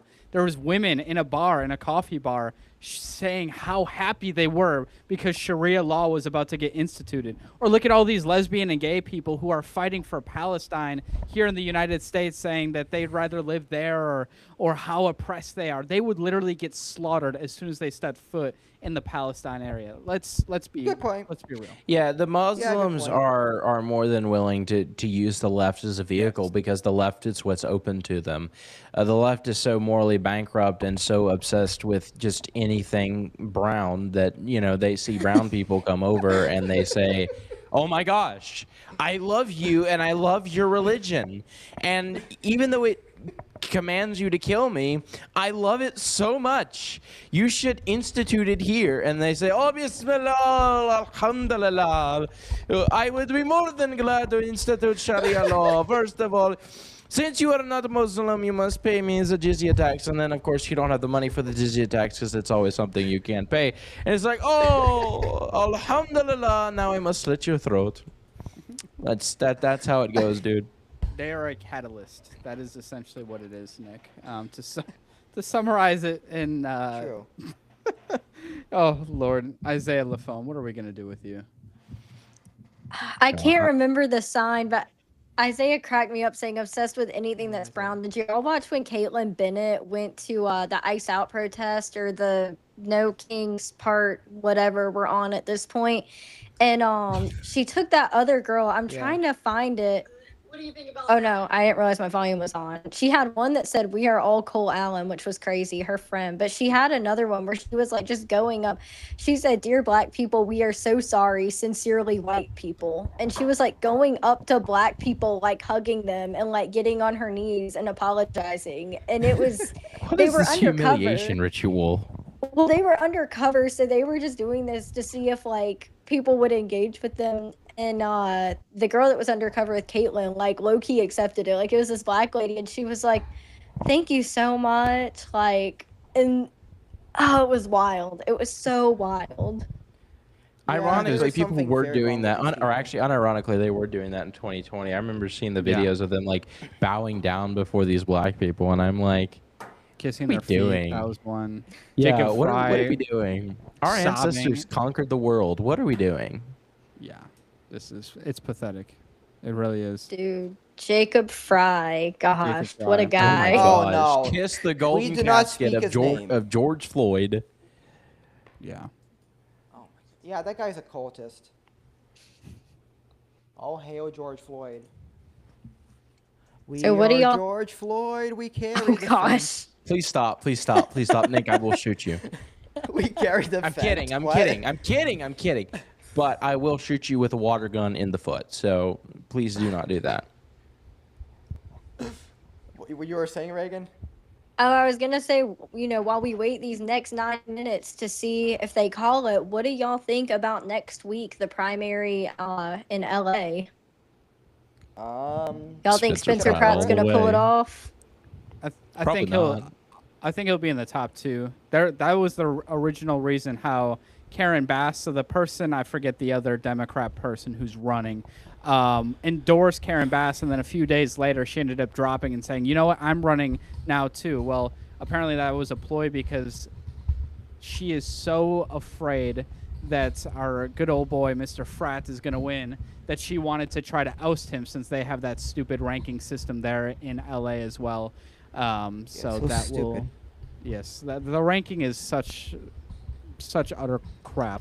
about But ranked choice nonetheless, nonetheless, Well, I don't- think Stephen Pratt has a good enough base that he'll end up. Don't they want to get rid of the ranking? Wasn't Newsom saying something about like getting rid of it ahead of I don't know if it's the same primary, to be quite honest with you, but Oh, where yeah. the governor's primary, where there could Yeah, be the two jungle Republican primary. governors. Yeah. Yeah, that's probably why. Because at first, I don't know if it's still trending this way, but it was looking like there was going to be two Republicans that ended up getting the top two slots, and of course, that's when they want to change the rules when it goes against them. Yeah, that makes Yeah, sense. It still looks like that right now, especially I after think so, Eric yeah. Swalwell dropped out. I think you'll see Bianco and Steve Hilton. I think the worst thing that Trump did was endorse Steve Hilton there. I think he should have waited for an endorsement until the general election when we got both Republican candidates through. Whichever aide told him to do that needs to be fired presently. But I think that drew enough support away from Bianco where he slipped to third for a little while. I don't think it'll. I think we'll get two Republican candidates after the jungle primary, but we'll see. Maybe we should do a live stream again to react to those results as well. Absolutely. Bianco's in fourth now. Oh yeah, sure. I'd love to do that. Bianco's in fourth. Dadgummit, dude. From what I'm looking at, last updated May 26th at 5:42. Yeah, they've got him Such a Hilton, Chad. Becerra, Steyer, and then Bianco. So they'll have another. Steyer Democrat is only there because he's a billionaire and he's thrown ookos of money into this race. That's what annoys me is Steyer has no vision for California. When he ran for president, it was the same thing. He has no vision for anything. It's just, I have lots of money. Now you're going to take me seriously because I'm going to throw my ads in front of your screen because I have unlimited wealth. Sounds like a Michael Bloomberg. Yeah. Michael Bloomberg. Okay, Bloomberg. Michael He should run Bloomberg. for president again. Yeah, you should. He should. That was really fun in 2020 when he did that. Yes, That was for no really reason. fun. For no reason. But he should do that again. That would I think that he did would it be for the fun. love of the game, Isaiah. That's what it was. For the For Lord. the love of the game. Hey, listen, the old man had nothing better to do with this time, you know. He had to man. do Just something for the plot. Just for the plot. for the plot. Yep. No, he should run in 28. I mean, it's gonna be a tightly packed field on both sides, I think, because Yeah. JD Vance is considering not running in 2028 as well. And so, if Vance doesn't run, it's gonna be anyone's ball game. Yeah. Dude, Vance doesn't want that's Well, actually, if you've seen the I hope he recent runs. polls, Marco Rubio is actually trending above JD No, Vance. So it goes Marco Rubio. no, Yes. no, no, Marco Rubio, no. People so quickly forget little Marco. We don't like little Marco Little Rubio. He Marco. was one of the Gang of Eight in 2013. He tried to give amnesty to the illegal immigrants. I said, "You're stupid. You're only doing that because you think it'll win you the Hispanics." But they voted for me instead because I said I'm gonna build a wall, and the Hispanics said, "We love you." And then I ate tacos on Cinco de Mayo. It was an impressive turnout. They said, "Sir, we've never seen anything like it, quite frankly, in the history of history." Actually, yeah, no, we're not Marco. I can't. I don't trust Marco as far as I could throw him. Isaiah, whether you know you trust who him would or be a not, very good he's- person to run for president? Who? Who? Ted Cruz. Hell no. No. You know what? No. I really do believe that if in 2016, when he was top of the pack as well as Trump, I think he would have been better then. But his time has faded, and he needs to Cruz. Get out Oh of yeah, his political career is. I mean, he can. I think at this point he'll probably just rot in the U.S. Senate until somebody primaries him out. Until we convince Brandon Gill, Superman, to run Love for Brandon Gill. Love to run Brandon for Gill. United States Senate and make my day. Then Ted Cruz will just sit there. But we should really run Brandon Gill. I would kiss the ground if Brandon Gill announced he was running for United States Senate. Hegseth. But I love maybe Hegseth. Dan Crenshaw will run next time. Maybe Dan Crenshaw will run against Ted Cruz. I mean, that would just, no. Yeah, Dan Hegseth Crenshaw. was great. Love. One-eyed love Johnny Dan Dane. Crenshaw. I'm Dan Crenshaw. Will you please Could you send more money please to support Israel? Israel? I don't think. I think we're. Out of disclaimer, we did not hate Israel. We did not have anything against the Jewish. He's speaking state. for himself. No, I'm kidding. Yeah, APAC, please keep sending us. What I'm kidding. I'm kidding. Please, Benjamin Netanyahu, please endorse Martin Media and send us ookos of money, please, if you are Well, that's listening. why we Benjamin. hired Chloe. Don't you remember? Oh, that's Oh, right. yeah. We had to hire the Mossad agent. You know, she can And get Chloe's us. in the chat. Yep, now. exactly. Hi, That's why I Chloe. said it. Oh yeah, Chloe asked me earlier this stream to do my Cartman voice. You should do it. You have to now. I mean, Do Yeah, it. fill the time. We have another 3 minutes. All right, screw you guys. I'm going home. Oh my goodness. Oh my goodness. That is too good. take everything away from me, Car. Oh, yes. Nick, yes. you are a beautiful man. Nick is a treasure. Thank you very let's be much. honest. American treasure, man. Reporting Thank right you. back to Big Yahoo. Thank We appreciate All right. your service, Chloe. all right, Zach. So hear me out. Marketing idea.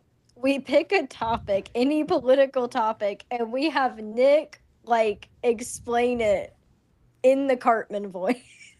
I tell you what, that is out of the box thinking. That's probably yes, that is out of the box thinking. But I'm all for it. Yeah, that's pretty cool, Big actually. I Yahoo. like that. Reporting right back to Big Yahoo. It's Rayo. I love you, Benjamin. What's a We're real definitely- song? We're getting that $7,000 with this one, guys. We'll be right Yeah, back. Ed folks. Gellerin has nothing on us. Ed Gallerin. Gallerin. That's Ed nothing. Gallerin, dude. Yeah, let me call up Miriam Adelson right quick. Maybe she'll funnel $5 million into Martin Media right quick. Dude. one The next day, and Isaiah Lafone has been fired for quote-unquote anti-Semitic statements made on his podcast regarding Miriam Adelson controlling Ed Gallerin. Here's Lafone's statement right now. These crackers are crazy. Goodness gracious. Fair, I can't yell. Dude, in. You can always it is join the so- stream, Chloe. Oh, yeah, you can. I Hey, think. Chloe, join the stream. Yeah, join the stream. Should I, you know what? Should I invite her? You should invite her. She won't Alright, let's accept, do it. but you should. Do it. Okay.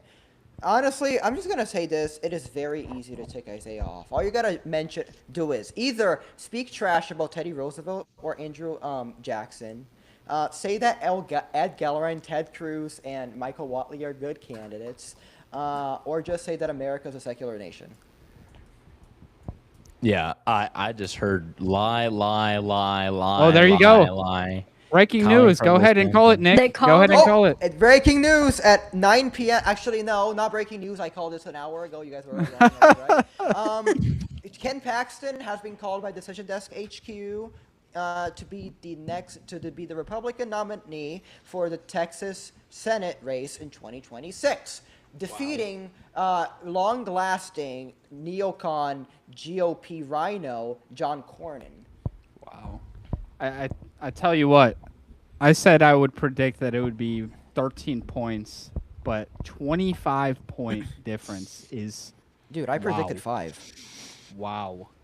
That is a That's butt wild. whooping. I predicted 5 points. So I mean, but much not better. only did he have the Trump endorsement, but y'all saw everything Scott Pressler was doing. I mean, he had that app where he had people from all over the country sending texts nonstop. I mean, Cornyn really, quite frankly, did not stand a chance against No. Scott Pressler and the Trump endorsement. He was, yeah. I mean, he would have and Ken needed that Benjamin Paxton- Netanyahu money. Yeah, and Miriam Adelson wasn't going to give it to him, but now Ken Paxton was just the perfect candidate to run this cycle against Cornyn to take him out. Like I said, I think because there's no incumbent in this race, it might be a little bit closer between Paxton and Tallarico and the marital scandal with Paxton, but Paxton will walk away with this easily. And I think Tallarico is going to pull a lot of stuff. As much as I am a fan of this, Paxton as AG really helped get that settlement where that certain hospital in Texas had, they were doing gender reconstructive surgery on minors. So he made them open a detransition clinic, right next to the transition clinic. And I think that was a huge win for Texas and for Republicans, and probably really helped bring out, a lot of Republicans because he's done so much as AG. But I think seeing Tallarico's stance on the gays and the non-binaries and everything else, the trans kids or whatever he said on that podcast, I think he's going to pull that out and try to do something with it when they get up in the neck at the end of October. That'll probably be some sort of October surprise that he's going to try to pull. I guess it's not a surprise. We know he did it, but I don't know. I think Tallarico will have a lot to say about that one. Absolutely. I think it'll probably be Paxton +5 on election night, just due to no incumbent and the scandals and everything that's going to be going on. And it's going to be a Democratic year. I mean, it's going to be the same thing when Cruz only beat Beto O'Rourke by 3 points. It's just a Democratic year. Stuff happens. It's going to be a little bit closer. But Cruz is also not all that incredibly popular in the state of Texas. I mean, we saw that in 2024 when Trump carries Texas by 14 points and Cruz can't even get into double digits there in the state. I think the sooner that Cruz is ditched, probably the better. He's just not well liked in the state. Yeah, fair. They called AG as well. For yeah. Mays Middleton? Yeah. Yep, Mays Middleton has defeated Chip Roy for the Texas boy. Attorney General. Right? Yeah. Bye, Ripper. Bye, Chip Roy. He's gonna be joining Thomas Massey in Cancun after this. Nick, watch your mouth. Watch your mouth, Nick. Oh my lord. Massey enjoyed all 15 of my dollars that I gave him for these signs. Yep. Yeah, I'm pretty sure he's spending that on a cocktail in the Cancun beach. I'm kidding. I'm kidding. What, And he's going to spend that on winning the 2028 Republican primary. For what? President. Oh yeah, he's running for Congress. Yeah, he's definitely running for president. He filed to Dude, run he for is Congress again so that he could keep getting donations, but he's definitely running for president. I mean, it's an open secret. Like, he's not my choice. My choice is Ron DeSantis, but you know. Oh, great state of Florida. Ron the Sanctimonious. DeSantis is Ron my choice too. DeSantis. Listen, this is what I say. He shouldn't have run in 24. That was a bad mistake, That was a but bad we learned mistake. from it and we move was a on. Ron very bad DeSantis is going to be one of the most, quite frankly, effective presidents in the history of America, actually. They'll say, sir, we've never seen a president who gets a redistricting map passed in 2 days. That's our president right there. Yeah, honestly, like, ideally, DeSantis is going to be the best president. But I would not, like, he's not my top choice for 2028, and I'm going to tell you why. One reason, electability. I don't think DeSantis gets elected in 28. 32, yes. Because in 32, if the census goes the way we expect it to go, we're not going to need the Rust Belt anymore. We can just win with Georgia, Arizona, Nevada, and North Carolina. Screw Pennsylvania. But in 28, we still Watch need that, Nick. one of the Nick, three you might states. eat your words. You can't say that yet, bro. I said that if it goes the way we expect it to, Oh, things okay, can I get you. change. Yeah, but I do not see DeSantis' appeal to be resonating with Rust Belt voters. This is what is magical about President Trump. He just has this appeal to working class voters. He flipped 3 states that Hillary Clinton thought was gonna go for her, like, without her even trying to campaign. Trump clearly dominates with that manufacturing base, and Vance also does the same because we know hillbilly elegy. He's a poor man from Ohio. He has history with that place. DeSantis, I think that he would be great to win in states like Georgia, Arizona, Nevada, North Carolina. He's going to carry the South, but I do not think that his political skills are appropriate to get himself elected when we need Northeast and Rust Belt voters. So I think he should wait until 32, and in 28 we should have Vance. I think We might have Brandon Gill in 32 though. I know we have to wait for Brandon Gill, political Superman, to win in 32. But no, I think that if it's Newsom who's the Democratic candidate, I think that DeSantis can win the Rust Belt quite easily, because if you're looking at DeSantis versus Newsom, Newsom is quite clearly the slimy California elite, and I really do not think those Rust Belt voters are going to go for the slimy California elite over Ron DeSantis. Now, if you talk about we're going to have struggles in 2028, I think that's why Vance is thinking about not running. I think he looks at 2028 and he sees kind of the mood of the country, especially with the Iran war happening. I think he looks at that and he says, yeah, I don't think that I should waste my political capital on a race that I think that I'm probably going to lose in 2028. And I think he might save it for a run in 32. I think he's banking on a Republican defeat in 28 and then him being able to come back in 32. And I mean, if a Democrat wins in 28, it's not going to be the end of the world. They're going to pull some bullshit, but ultimately the country will just sour on it.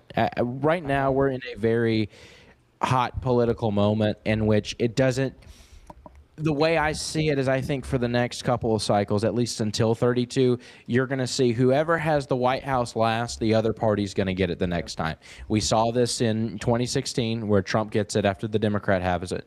Then Biden gets it after Trump in 2020, and then Trump gets it after Biden in 2024. I think you might see a Democrat take it in 2028, and then a Republican take it back in 32. Because this is we're watching the political wind shift. There is one political era, mainly the neoconservative Reaganite era, neoconservative neoliberal era, that's coming to an end here very shortly, and that's why there's such movement and change regarding who holds the White House and who holds the Senate, who holds the House. And it's minimal change, right? The country is pretty set, one way or the other, 200, at least on the House level for the most part. But I think that you're going to continue to see that until the political groundwork, until the political ground is solidified and we're firmly in a new political era. Yeah, fair. Although I would mention this, Mike. You touched on Ron DeSantis winning the Rust Belt because they would see Gavin Newsom as this California elitist technocrat.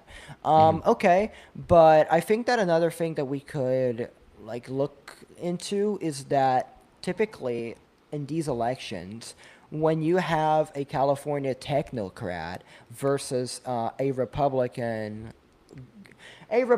Southerner with a more Christian background and more focus on free markets, the California technocrat ends up winning. And don't take my word for it. Let's just look at two elections, 2000 and 2004. In 2000, the Democrats nominated Al Gore, who was the literal definition of a weird elitist and heartless technocrat. He was completely cold. He had zero appeal to people's lives. He was completely out of touch with the entire country.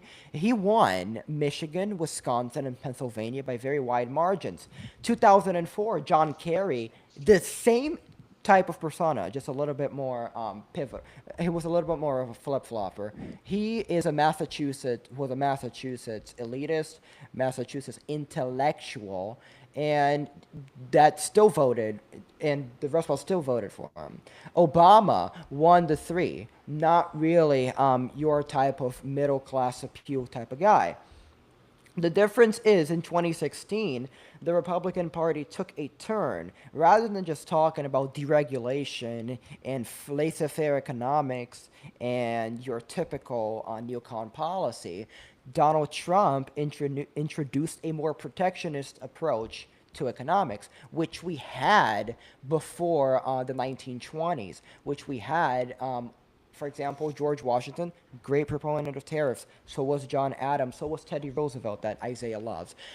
So that type of protectionist approach and this idea that we have to return manufacturing, our base, back to the United States is what delivered the Rust Belt to Republicans in 2016 and 2024. Vance is probably right now one of the only candidates who can repeat the Trump appeal to a correct manner that's going to get these manufacturers, these blue-collar workers, these hands-on workers to vote for him. I love DeSantis. I would love it if he became president. He is my top choice for candidate if we're not talking about electability, but I do not think that he is the ideal candidate to win in the Rust Belt, if that makes sense. Yeah, and I understand what you're saying, but the where I would disagree with you is, and where I would poke a hole in it is, in 2000 and 2004, it's a long time ago now, but 2000 and 2004, the Rust Belt voters were firmly Democratic, and that's because the Democratic Party was seen as the party of the working man. We've seen that completely flipped on its head, where the Republican Party has now taken the mantle as the party of the working man. That's why we're seeing all these rhinos like John Cornyn get voted out, because they're not aligning with that ideal. But the Republican Party is now seen as the party of the working man. The Democrat Party is seen as the party of the elites. And so I think that why I would disagree with you on that, it being a one-to-one comparison, is because those voters have shifted so drastically to the Republican column, and because the perception of the two parties has changed, and the voting patterns of these blue-collar workers, of these rural Rust Belt voters, is dramatically changed because of the rapid leftward movement of the Democratic Party. I mean, sure, I completely get where you're coming from, but I think like a question that I would ask you is, would you say that Ron DeSantis is more anti-union, more anti-syndicalism than Donald Trump? Probably, yeah. More anti, Yeah. so although he doesn't make that like a big point of his political. Yeah, exactly. Like, as a Floridian Idea. myself, Ron DeSantis has enacted one of the most anti-union policies in the history of our state, which is based, by the way. I am one of the biggest opponent of labor unions in the conservative movement. I dislike them a lot. But a big reason, and many I'm political gonna hate my scientists... opinion on the unions. That's okay. That's fine. This is a good thing about the right wing. We can have civil disagreements and yet still come together as one. Unlike the left, who are going to tell people to kill themselves every time they have the slightest disagreement. Anyway, so, True.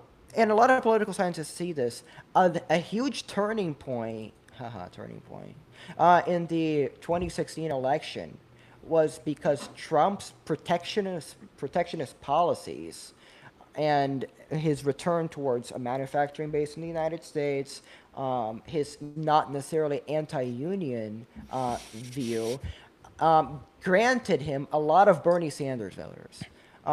For example, Joe Rogan, he was a huge Bernie bro, and then afterwards joined the Trump train, not only because of his protectionist policies, but also because of the anti-establishment idea.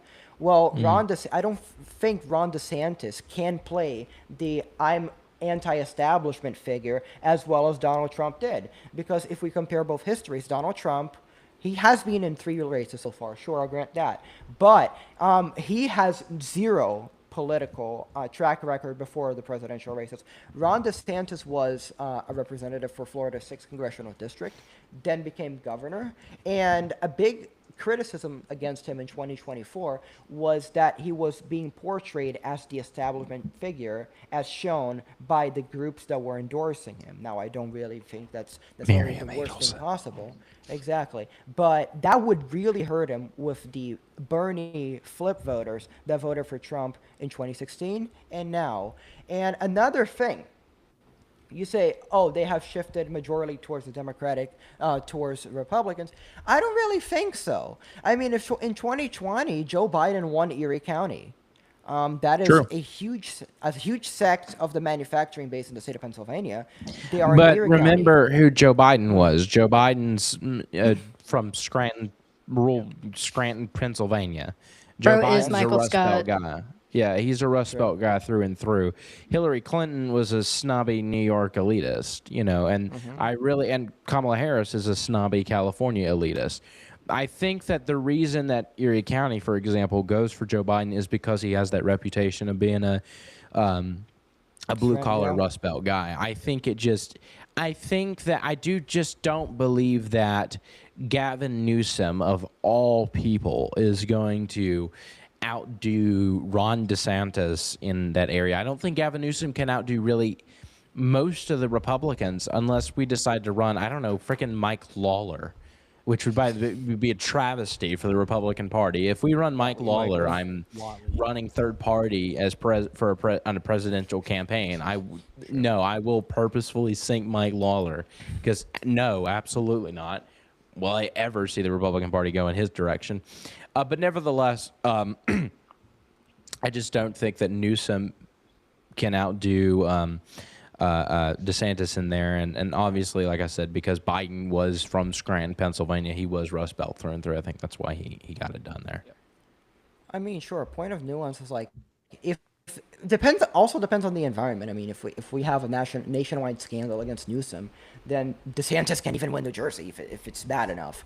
But if we're to assume that the environment doesn't really shift towards our side, and so with all I said before, it also comes down to one issue, which is if Rust Belt voters don't have any candidate to really look as a role model, which is what they did with Trump, then they're going to turn towards what candidate is going to support welfare the most. Because let's be honest, a lot of Trump voters actually support welfare programs. They're more protectionist. They're more unionist, especially in the Northeast. They just voted for Trump because they think protectionist policies are the most long-term efficient policies for their job security. So this is the problem with the Democrats, and once again, I'm going to go back to Gore and Kerry.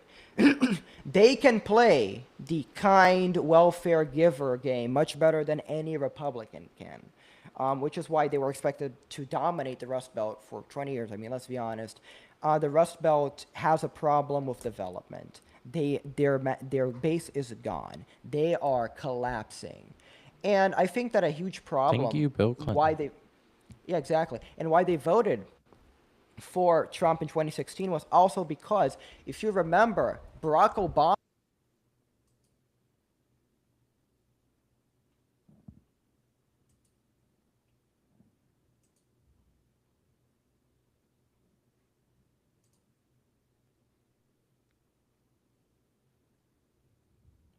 Nick, I cannot hear you. Is that just me? No, I can't hear No. him either. Oh, Cut out. Oh, there we go. Sorry about that. My mic did all something good. weird. Anyway, You're all good. if we look at the months before the 2016 election, Barack Obama gave a speech in a town hall saying, we just have to know that these jobs are not coming back," referring to manufacturing jobs. And that really hurt the Democrats in these states, because Barack Obama's policy on trade, despite his interventionist policies, Affordable Care Act, his bailout policies, his regulation, the Green New scam, the Paris Climate Accord, he still had a free trade view on foreign politics. And I'm not saying Newsom doesn't either. I'm pretty sure he does. But I think Newsom has a weapon that none of the Democrats who were discussing before had, with the exception of Kamala Harris. She's just stupid. That is time. I think he is a guy that, as annoying and as evil as he is, he actually has been shown to understand the game.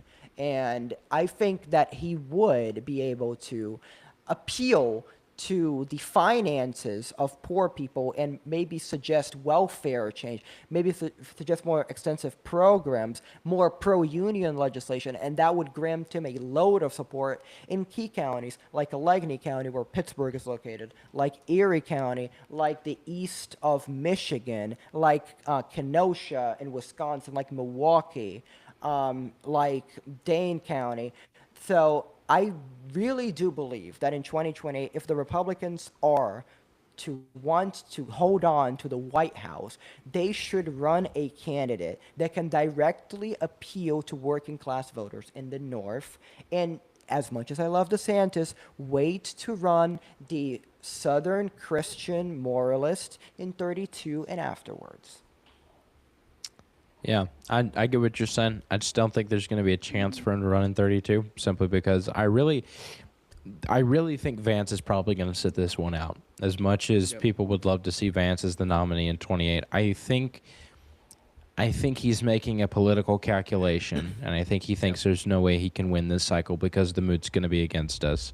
So I think he's making a political calculation. He's going to say, all right, listen, I'm going to wait this one out. He's got a new kid on the way, too. I mean, we understand he's got a very young family, but I think he's going to wait until 32 where he thinks he has a better shot at it, and maybe he's got a better opportunity to distance himself from Trump's more unpopular policies, because one of the things that sank Kamala Harris was that she was not able to differentiate herself from Joe Biden's extremely unpopular policies.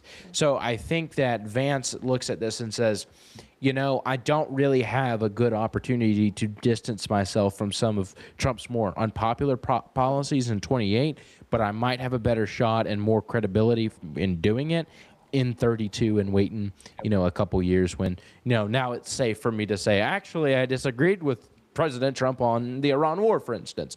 Actually, I disagreed with him on this. Whereas in 28, I don't think it would be necessarily safe for him to do that. And if he doesn't do something like that and doesn't oppose one of Trump's more unpopular measures, that may help him in the primary, but it's not going to help him in the general, particularly with independents who, by and large, do not support the Iran war, are very anti-Iran war, for instance. And so I think in 32, the primary environment for a Vance to come in and say, actually, I disagreed on these issues, will be much better, and that'll help him in the general election with independents and some of the more, you know, working class voters who feel that, you know, the economy is not doing great right now. I wasn't getting what I was promised, and now we're bombing the Middle East again. And so whether you think that's justified or not, that is the mood of the nation. I think Vance is making I think he's making a smart calculation there too. I think it's a wise calculation. Yeah. I would agree Anybody else with want that. to comment on it? Yeah. No, I think the I've talked only way too thing- much. I think The I've talked only way too much. thing where I may question or disagree is, as we have seen, there are a lot of people who are loyal to the president, to President Trump, especially obviously the MAGA corner, because that is his base, and that's kind of what's taken over the Republican Party to a certain degree. So I think the only thing he's going to have to be aware of is he cannot frame it as a negative thing. He cannot say, I completely disagreed with the president on, because that is going to ruin his chances, especially in the primary, especially if this MAGA crowd still hangs on for quite a while. So I think he's going to have to frame it very tactically, however Absolutely. he ends up doing it, to saying, hey, yeah, you know, I wasn't entirely for the Iran war, but I did agree on this end. He's going to have to put a positive spin just on about everything that he disagrees with. So I think it's going to be an upward battle for him, no matter what angle or what decision he goes through. But I think the 2032 move would be the best move for him, the best option. Yeah. Absolutely, Yeah. especially, you know, let another Republican run in 28. Let him lose to Gavin Newsom or Andy Beshear or whoever the heck the Democrats put up against him. Let him lose to that. Let the country get 4 years of crap again, and then it'll be his time. Yeah. Go ahead, Reagan. Oh, I was just gonna say, oh my gosh, why we've been talking about, why am I blanking on his name? JD Vance. I think he has like a really unique way of breaking things down. Like Zach was saying, like when it's time to confront the Iran war, any of Trump's more unpopular policies, JD Vance really does have an incredibly unique way of putting a spin on it and finding that positive aspect. Like whenever I listen to JD and I'm upset about something that happened policy wise or something that's happening in the country, and you listen to JD, he puts it into perspective. Like, these are the challenges we face. These are the threats we were looking at. I mean, he almost does like a SWOT analysis on it in every single interview that he does. So I think he should wait till 2032 personally. But if he did run in 2028, I do think that strength that he has would help him differentiate himself more so than, like, Kamala wasn't able to at all, because she didn't have a brand for her campaign. She wasn't running on anything other than not being Trump, and she wasn't smart enough to differentiate herself from Biden. Where we see Vance, I mean, he's really smart. He's really, like, he's got some good social cues. He's able to talk to people, and he really is able to break down the nuance of whatever's happening in a way that everybody can understand, not like a policy analyst where, a very small amount of the population of the country would be able to understand it, but in like everyday words. So I think that's a huge thing he has going for him. If he doesn't run in 2028, which again, I think he should wait till 32, I think that more than likely the Democrats probably will win 28 anyway, because you don't really see I mean, we're different because Trump's a two-term president that was separated by a term. That doesn't happen a lot, but I mean, I just don't think we'll see a conservative president unless we could pull somebody incredibly charismatic and somebody that's not directly related to the Trump administration. I agree with Zach that right now we're seeing all of his endorsements succeed. But I do think by the time we get to 28, people are going to be like, okay, we've had 2 terms of Trump. Like, they're going to see Vance as just a continuation of Trump. They would probably see Rubio as just a continuation of Trump or anybody Absolutely. else in the cabinet. So we really would need to find somebody, if we actually wanted to try to win, somebody charismatic, somebody that can break down nuance in the way that JD Vance can, somebody that can actually attract the youth vote, somebody that can not alienate the groypers. There would be it would have to almost be a unicorn candidate to win in 28. I mean, yeah, sure. I've But got an if we're idea. no, not amazing. Please not. He Yeah. fits your category. Everything you just said is. I don't agree with Macy's Matthew on gonna get everything. He's a steamrolled. libertarian, but yeah, he fits. If that's the kind of person we need, and I agree with you that it's going to be a unicorn candidate to defy the national mood and get a conservative president in there. It's going to be someone like Massey. He's just right enough not to. He doesn't. The independents quite like him, and again, he doesn't alienate the groypers. And I think Fuentes endorsed him, which I don't like Fuentes all that much. I mean, he's Mexican and Catholic, so there's 2 marks against him. But I think that Massey, I don't think he'll win a Republican primary for president, but I think he could be a solid option going in. Of course, if you're looking at 28 and Rubio decides not to run, which he might, you never know. Rubio, I feel like might, though, if Vance doesn't run, Rubio might jump preemptively and seize his opportunity. But I think that Rubio will get dog walked, quite frankly, because he kind of splits on the conservative side. Nobody really knows what to really make of him. I mean, I know what I make of him, a political opportunist. But again, he supported amnesty for illegal immigrants up until about 2016 after Trump won. He called Trump all these names, talked about how unserious Trump was. Can't trust the guy, and I don't know that I could really lend him my vote or my support or my endorsement. So he might jump if Vance doesn't. And I think that if he does run, I think he gets beat by a Gavin Newsom or an Andy Bashir quite handily. I don't think I think he would do actually worse than DeSantis in the Rust Belt. It's just he's the definition of an elitist, of an establishment figure who's trying to now play the anti-establishment guy in a Trump administration. But I think that the facade just falls apart when you do at least a little bit of digging. And someone so closely tied to the decisions regarding the Iran war, as Rubio has been, it's just not going to bode well with the general American public. I agree with that, and I think that I agree with what a lot of you guys are saying for the argument of why Vance should wait until 32, which was a premise that I was not assuming, which is, will Trump be extremely unpopular over his policies in 28? I'm taking that off the equation, but I mean, if we are to assume that Trump retains his popularity levels now in 2028, then sure, then you guys are right. Vance should wait until 32, but so should DeSantis, because DeSantis, if we look at his track record, his foreign policy is more interventionist than Donald Trump's. DeSantis supports Israel, he supports Ukraine. He was endorsed by Miriam Adelson in 24. Yeah. Yeah, exactly. So that argument goes both ways. So, but since we want to talk about that premise, okay, then let's just suppose that's true. DeSantis and Vance are just both out of the picture. We should still strive for a candidate that has appeal to the region of the Rust Belt and can differentiate themselves from the Trump wing. For example, Glenn Youngkin. I think it would be a great pick. Glenn Youngkin in 2021 distanced himself from Donald Trump.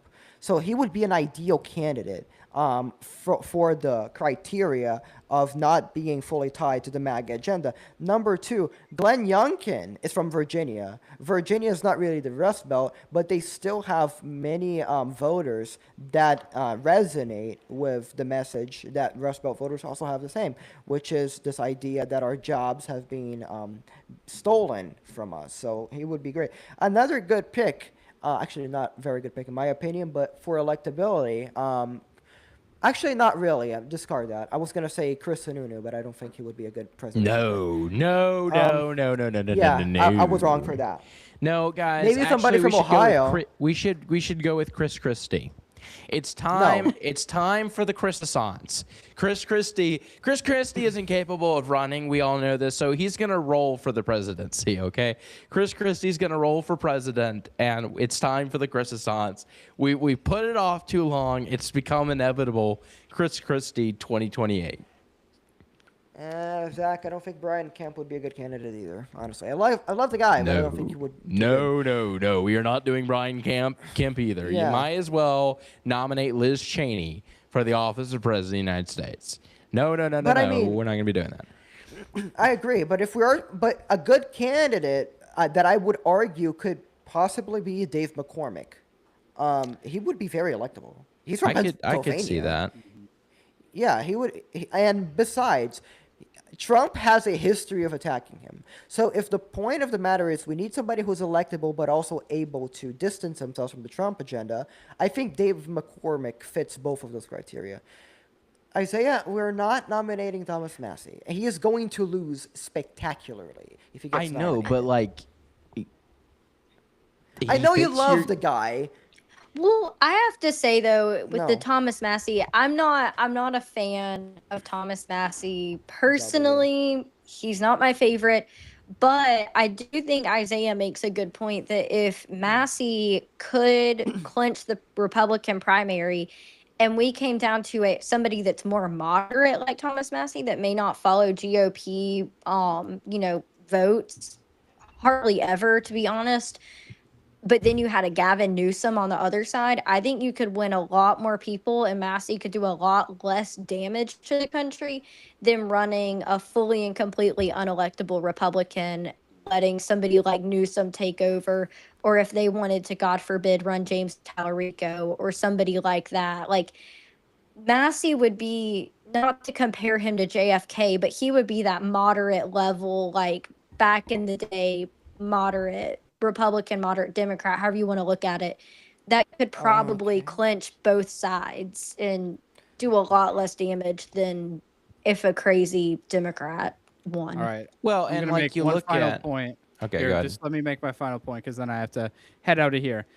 I think the conversation really stems down to what does the Trump administration look like at this point? Are they highly favorable? Did they get more people back on board? Or did they absolutely sink to a new level? That is going to dictate who is going to run on the Republican side of the aisle and potentially alter the election. That's what it comes down to. Yeah, absolutely. And I think if Yeah. it continues the way that it's going, where their popularity levels are, in the sink, or down the toilet rather, I think that Massey's probably your best option. I mean, he's from Kentucky. He's, kind of this. He is a Kentucky farmer. I mean, he's very intelligent, but he is a Kentucky farmer picking his banjo. I mean, that's much more appealing, I think, to a Rust Belt voter than even a Ron DeSantis, or certainly more appealing to a Rust Belt voter than Marco Rubio. And again, he can distance himself from Trump. The independents seem to like him. Young people seem to like him. He fought through like a ton of money that was poured into his race and the Trump endorsement, and he still only lost by 9 with all that. We see what's happening to Cornyn right now. Cornyn's getting smacked around. Massey's a completely different political animal, and I think that if he was able to do so well, if he's able to win over the independents, he can differentiate himself from Trump. He can say, look, I was Trump's number one nemesis, whatever. I think that he would be a better candidate for 2028. And I think you'll get a lot of the youth out to vote for him because they view him as this kind of anti-establishment fighter. Okay. So, Reagan, I just have a question for you. What specific, like, how would you argue that Thomas Massey is a political moderate? I mean, I think when we compare What do you him think? What do you to think? people like Graham Isaac. Plattner, and when we compare him What do to you think? people like James Tallarico, and when we compare him to people like Gavin Newsom, he's more moderate than them. Again, I don't like Thomas Massey. He's not my favorite. He has voted against a lot of stuff that I think that he just really like. I get that he votes on his position and like that he's very consistent in his positioning about how he votes, but I think that he really could have helped the GOP with a lot of stuff personally. I think that he pulled the whole Epstein thing just to try to get more votes. I think it was more for his campaign than the fact that he actually cared, because anybody could have brought it up during the entire 4 years of Biden. I don't really like the guy. I just think that he would do less damage to the country than any of the other Democrats that are being discussed, or running Kamala again, or any of them. All right. I mean, I just ask you that because if because I disagree with that premise. Because if we're to look at Thomas Massey's economic policy, he is a hardcore libertarian. So he's actually more of an extreme, a political extremist, than he is a moderate. He is a massive supporter of free trade. He supports abolishing the Federal Reserve. Based. Supports, which is based. I agree. He supports abolishing a lot of government organizations. Maybe abolishing taxes. I mean, Hold on. he's a I strong. completely misunderstood your question. I need to reframe what I said. That's I okay. was Go ahead. thinking you were I'm not asking trying to like go a get mod. you. No, no, no. I know. I thought you were asking like a moderate as a Democrat, because I perceive him like, I don't know why. I guess because he votes with the Democrats. Like, I know he's a Republican. He's, pretty far right, but I perceive him more left leaning because he doesn't vote with the GOP very often. As a He votes with them conservative, no. 91% of the time. Does he really? Not He true. does. That's the No. voting record. 91% of the time. There's only 9% of the time that he doesn't vote with them. It's just that, and that's how it is in Washington. It's just that when he votes against them, everyone makes a huge stink about Thomas Massey voting against him. When Thomas Massey's voting for the SAVE Act or for ICE funding, nobody gives a rip. But when he's voting against the one big beautiful bill, or he's voting for the and supporting getting through the Epstein Files Transparency Act, that's when everyone makes a big stink. And that's why everybody's like, oh, well, he always votes for the Democrats. And I'm like, well, actually, 91% of the time he's with Republicans. It's just that when he does vote against, it's a huge media storm. That's why when a congressman like Tony Gonzalez, forces a woman into having an affair, and then she ends up into this spiral of depression and sets herself on fire. That's a huge story, and we think, oh, all of Congress is just like that. When there are good men like Tim Burchett, for example, in Congress, but it's just the stories like that where Massey's bucking the president are the ones that get the headline. But anyway, sorry, continue. No, Oh I no. was just saying, as a conservative, he is not a moderate. He is very far right because he does have, Economically. very economically, yes, he's very, very far right. Socially, he's more left leaning. And that's why I think he would perform well in 2028, because you wouldn't see just absolutely destroying the country like what Newsom has done in California, because he wouldn't have, I don't think he would have a ton of, social, like left leaning social, anything that he really cared about, to be honest. Libertarians really, they're not really trying to push anything. They just want people to live Right. and do whatever. I think for the economy, being conservative, being very far right conservative, he would do very well for the economy, because what we're seeing now is a very active push towards socialism on the left, and he would be complete opposite of that. So I guess, yeah, like moderate in his social views, he would be on the moderate left, but as in his economic views, no, he is not moderate at all. He is very, very far right. Yeah. Yeah. I mean, I get your point, but I think you're kind of making a little. I'm not. This is not meant as an attack, by the way. You're missing a little bit of context. So we're basing this entire idea of candidates on the point of view that in 2028, President Trump's approval and the national environment is identical to what we have now. And if that is the case, we have to assume that the biggest issue in the minds of voters is affordability, cost of living, economy, right? Okay. So when we talk about Thomas Massey, you agree with me that his most extreme area, his most extreme ideological area is the economy. He is a hardcore libertarian. He supports free trade. He's completely opposed to tariffs. He supports privatizations all across the board. And I agree, there is a very massive push towards socialism. Why? Because most people have been misled with this idea that everything that is unaffordable, socialism can make it affordable. We saw that in New York City. We saw that in Virginia. We saw that in New Jersey. It is not going well for this country. And what do people associate a Republican administration with? Deregulations. Tax cuts, free trade. That is what historically they have been associated with. Trump is different. That's why he won. So if we ran Macy in 2028 and we assumed everything I just said, it wouldn't really be, oh, I'm going to vote for him because he's a moderate and because he breaks with Trump and because he's anti-establishment. He would basically have the economic appeal that Mitt Romney had. And Mitt Romney did very, very bad in the Rust Belt.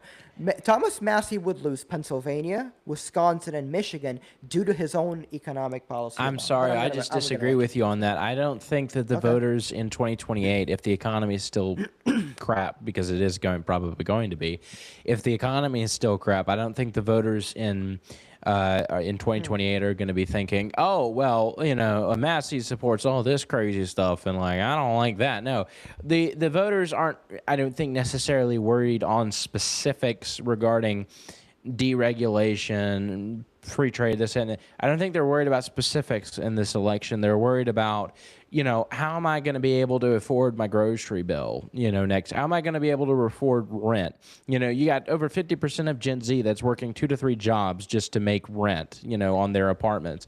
Those like practical issues are what they're worried about, not the grander, more libertarian or more broader economical, deregulation, tax cut, those kinds of stuff. They're not worried so much about that as they are about the practical, who's going to make my life easier so that I can put food on the table. And Massey has that kind of anti-establishment appeal. The independents like him because he is an independent thinker, and then the young people like him. And I think that's going to be the key. What you're going to see, you saw this in 2024. Trump does not win that election if Gen Z young men specifically do not go for Trump by 7 points. He does not win that election if Gen Z young men don't flip for Trump. I think what you're going to see, so you saw it in 2024, starting in 2024. You're going to see it again in 2028 and 2032. As we get further down the road, especially in 2032 and the 2036, those 2030 elections, you're going to see Gen Z become a bigger and bigger voting bloc. And the boomer generation, which has dominated American politics forever, because there's just so many of them, we're already seeing their influence begin to wane and wane and wane.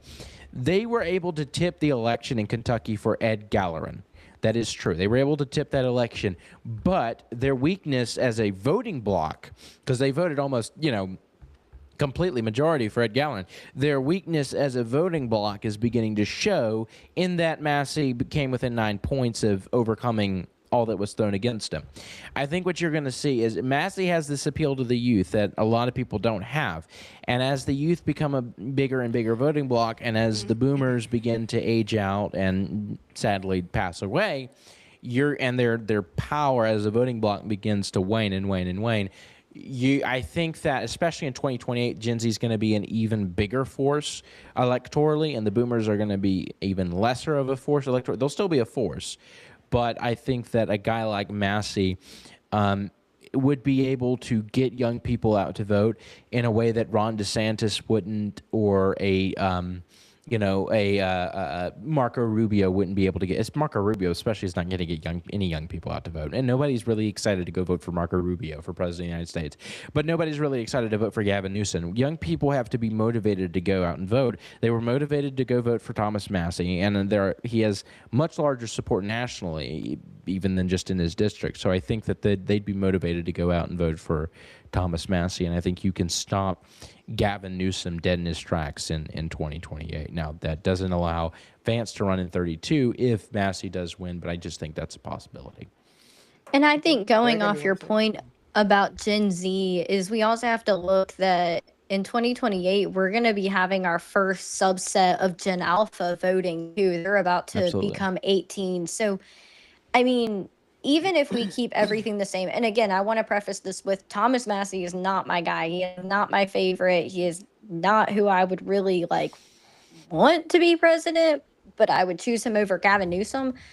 I think that we have to look again, like Isaiah was saying, at somebody that can drive that youth vote because we're going to have Gen Alpha. It's going to be a completely different ballpark, even if we hold everything the same with Trump approval, everything like that. We're going to see more technology in 28. We're going to see more use of AI. We're going to see, different issues. I mean, we've been seeing the issues of data centers popping up everywhere across all the states, especially, Absolutely. Isaiah, I know you've seen it here in North Carolina. Like, I just think 28 is going to be a completely different beast with how fast technology is progressing, with how, in my opinion, cognitively different Gen Alpha is. It's going to take, completely different campaign tactics to lure in Gen Alpha, just like it took completely different campaign tactics to lure in Gen Z. And it took us a little longer to get up and start voting than some other generations. I just think, whether it is Massey or somebody different, I think the Republicans are really going to need to figure out how to get on board with the fact that we can't run this party like it's still Ronald Reagan. We can't run this party even like it's Mitt Romney or like it's Trump in 2016. It is just going to be a completely different ballgame when we get to 28. Absolutely. And I Okay. think too, I mean, like, you have to, if you want to get no Trump aligned, Trump cabinet or very closely Trump aligned candidate is going to win the youth vote in 2028 or even get them out to vote, because you look at specifically young men who are the most motivated to go out there and do something politically. At least on the right, the young women just go and for a large part, Reagan Faulkner is a bit of a difference here, but for in large part, the young Gen Z women want to go out and vote for more abortions and Infinity Brown people, but the young men are more politically motivated to do things on the right, and Trump's approval rating with young men is just in the crap. Is just in the crap heap, man. I think the last poll I saw said like his approval rating amongst Gen Z young men is about maybe 15 to 17%. That's a terrible, terrible, terrible. Because like it or not, you can say that this isn't facts or whatever, but Trump is perceived, at least amongst Gen Z young men, as backing off of a lot of his promises and backing down on a lot of what he campaigned for, and going and doing the opposite, specifically with the no new wars thing and then the war in Iran. That's going to be a reoccurring thing that keeps coming up. You said no new wars. You said none of this nonsense, nation building. Now we're in a war in Iran. And because of that, a lot of Gen Z young men turned on him. You can make all the excuses. You can say this isn't even a war. You can say that, oh, well, but it had to be done because Iran can have a nuclear weapon. But for a lot of young men, it does not matter. And a lot of people need to wake up to that, because a lot of people are thinking, oh, well, if we just explain hard enough, then the young people will, the young men will flip their, I'll say, oh, yeah, you're right. That makes a lot of sense. It's not going to happen that way. The perception is Trump betrayed us. And because of that, you just cannot win them with a Trump-backed candidate.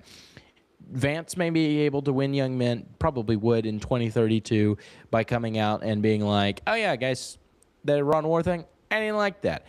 But in 2028 specifically, you can't have it because, again, the perception is you lied to us, you betrayed us. Now we're not going to support anybody that you're backing or is closely aligned to you. So that's the thing that people need to wake up and realize. You can't explain it to them. Like, it's not going to work. Like, they're just not going to listen to it because all they hear is cope, cope, cope, cope, cope. And that's what you're going to get told. So.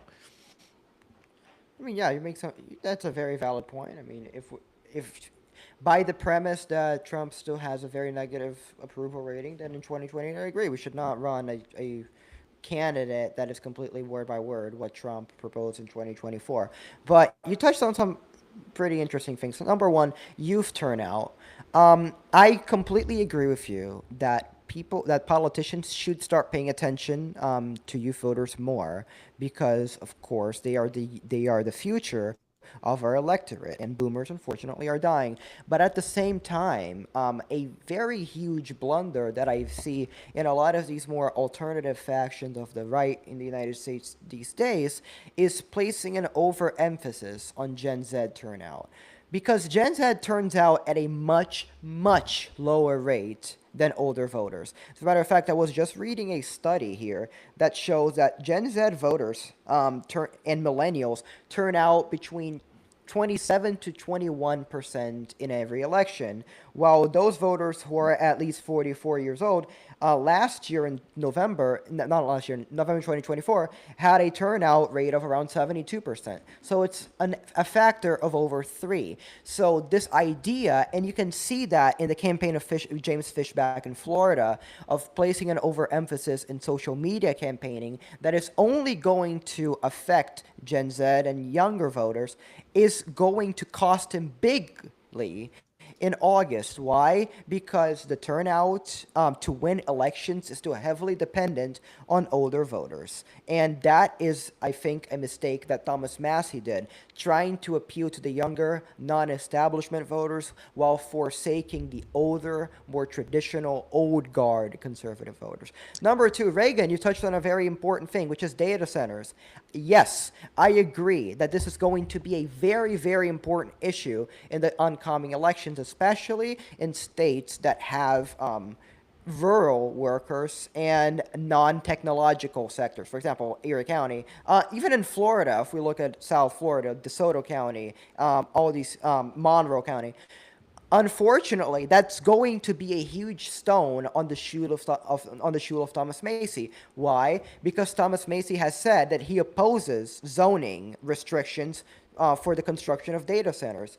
That already hurt Byron Donalds deeply in the 2026 gubernatorial election. Sure, he's leading by a lot, but kind of the point that really turned a lot of these voters against Byron Donalds is that he accepted the construction of data centers in the state of Florida. Now, Thomas Massie, as a libertarian, wouldn't necessarily give federal funding for the construction of data centers, nor would he incentivize them, but in principle, he would be opposed to any restrictions banning the construction of data centers or restricting zoning for such constructions and for development. So I think that this also needs to be taken into consideration on what type of turnout he's going to get. By putting this into consideration, we see that, sure, he can get a lot of youth voter turnout for being anti-establishment, but he would lag behind on voters between 25 to 40 years old, who are typically a huge sect of the manufacturing sector in the United States. I don't think so, actually. I don't think so, because he won voters 25 to 40 by about 15 points. The only age demographic that went for Ed Gallerin was 65 plus. So he won voters 25 to 40. Now, you can say Gen Z doesn't get out to vote as much, and I think that's an issue. But I think that's because Gen Z only gets out when they're motivated to. Fishback, we'll see the results of his campaign strategy here in August. I'm waiting on to see exactly what kind of turnout he gets. I don't think he'll win. I think he'll get second place, but I don't think he'll win. I think that there are too many uninformed voters who will just vote for Donalds because it says Trump endorsed. Now, I am a huge opponent of Donalds. I do not like him. He's going to build data centers all over Florida. He's going to invite a bunch of New York elites to come and turn the state liberal. And also, too, I mean, he was asked about abortion, which is arguably the most important issue of our time. It is the slavery issue of our time. We have billions of sons and daughters who are being slaughtered in the womb. It is the most important issue right now. And when asked about what he would do if he would ban abortion as governor, he said, "It's not an issue I'm worried with. We're going to keep the law the same." Jay Collins, your lieutenant governor, said the exact same thing the other day. "Oh, it's not an issue. I'm not going to deal with that or anything." For me, and in my ideal Republican Party, that kind of statement should be immediately disqualifying for any Republican candidate. But with that, I've got to go. I've got to head out here. I have not yet eaten dinner, and I'm going to spend a little bit of time with my Please family. do. So I will It's see fair. you all later. God bless you all. May the Yeah. peace of Christ See go you, with you. Isaiah. So, yeah. You as I well. gotta God bless. bounce. I gotta bounce too, Yeah. Nick. I've got to make my That's content okay. for Martin Media tonight. But thank you so much for having me All on. This right. was great. Can I just like make one last point, like before Yeah, you for go? sure. So Isaiah already said, so I don't feel bad about this. So Isaiah mentioned people. Oh, that Ed Galleran just won people over 65. That was actually the results from a poll. Some polls actually showed he was going to win over 50. But I think that a problem with that, and I'm not attacking it. I think that's a very good point. Is that he is committing a faulty generalization, which is assuming that every single young voter in every single state thinks the same. 30-year-old voters in Pennsylvania think differently than 30-year-old voters in Kentucky. Kentucky is, if we look at their composition of Senate and House, they are more of a libertarian state, while Pennsylvania is more of a working class state. So the culture of voters is different. And when we talk about abortion, I agree, it's one of the biggest issues of our time. Thomas Massey ideologically would be opposed to a national ban on abortion due to his own libertarianism. Now, he is pro-life, he opposes federal funding for abortion, and he opposes Roe v. Wade.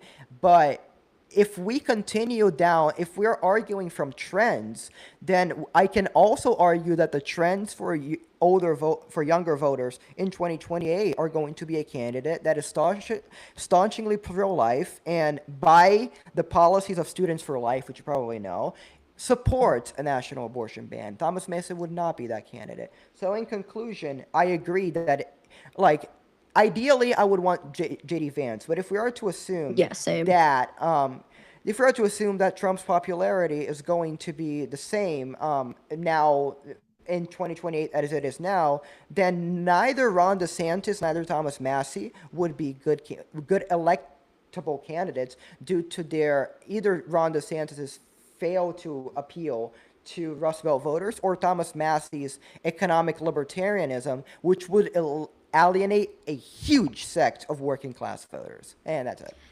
Yeah, no, the last thing I'll say is just when it comes to getting Gen Z to turn out, it's just really interesting. There was the statistic that you gave that it was only 27% of Gen Z voters get out and vote. And when we look at the Democrats, I'm looking at a statistic right now, 47% of Gen Z 18 to 24 showed up in 23 for the Dems, 50% of women, 41% of men in 2024. So it's really interesting. Like, I think if the party, again, wants to win in 2028, even if we throw out who the candidate could be, ultimately we just need to drive up who is voting. I mean, we need to drive up that Gen Z gap a lot in order to make sure that we're reaching the youth and that we're not just reelecting establishment people, and that we don't just have 65 and up running for office over and over and over. Oh, that's not good.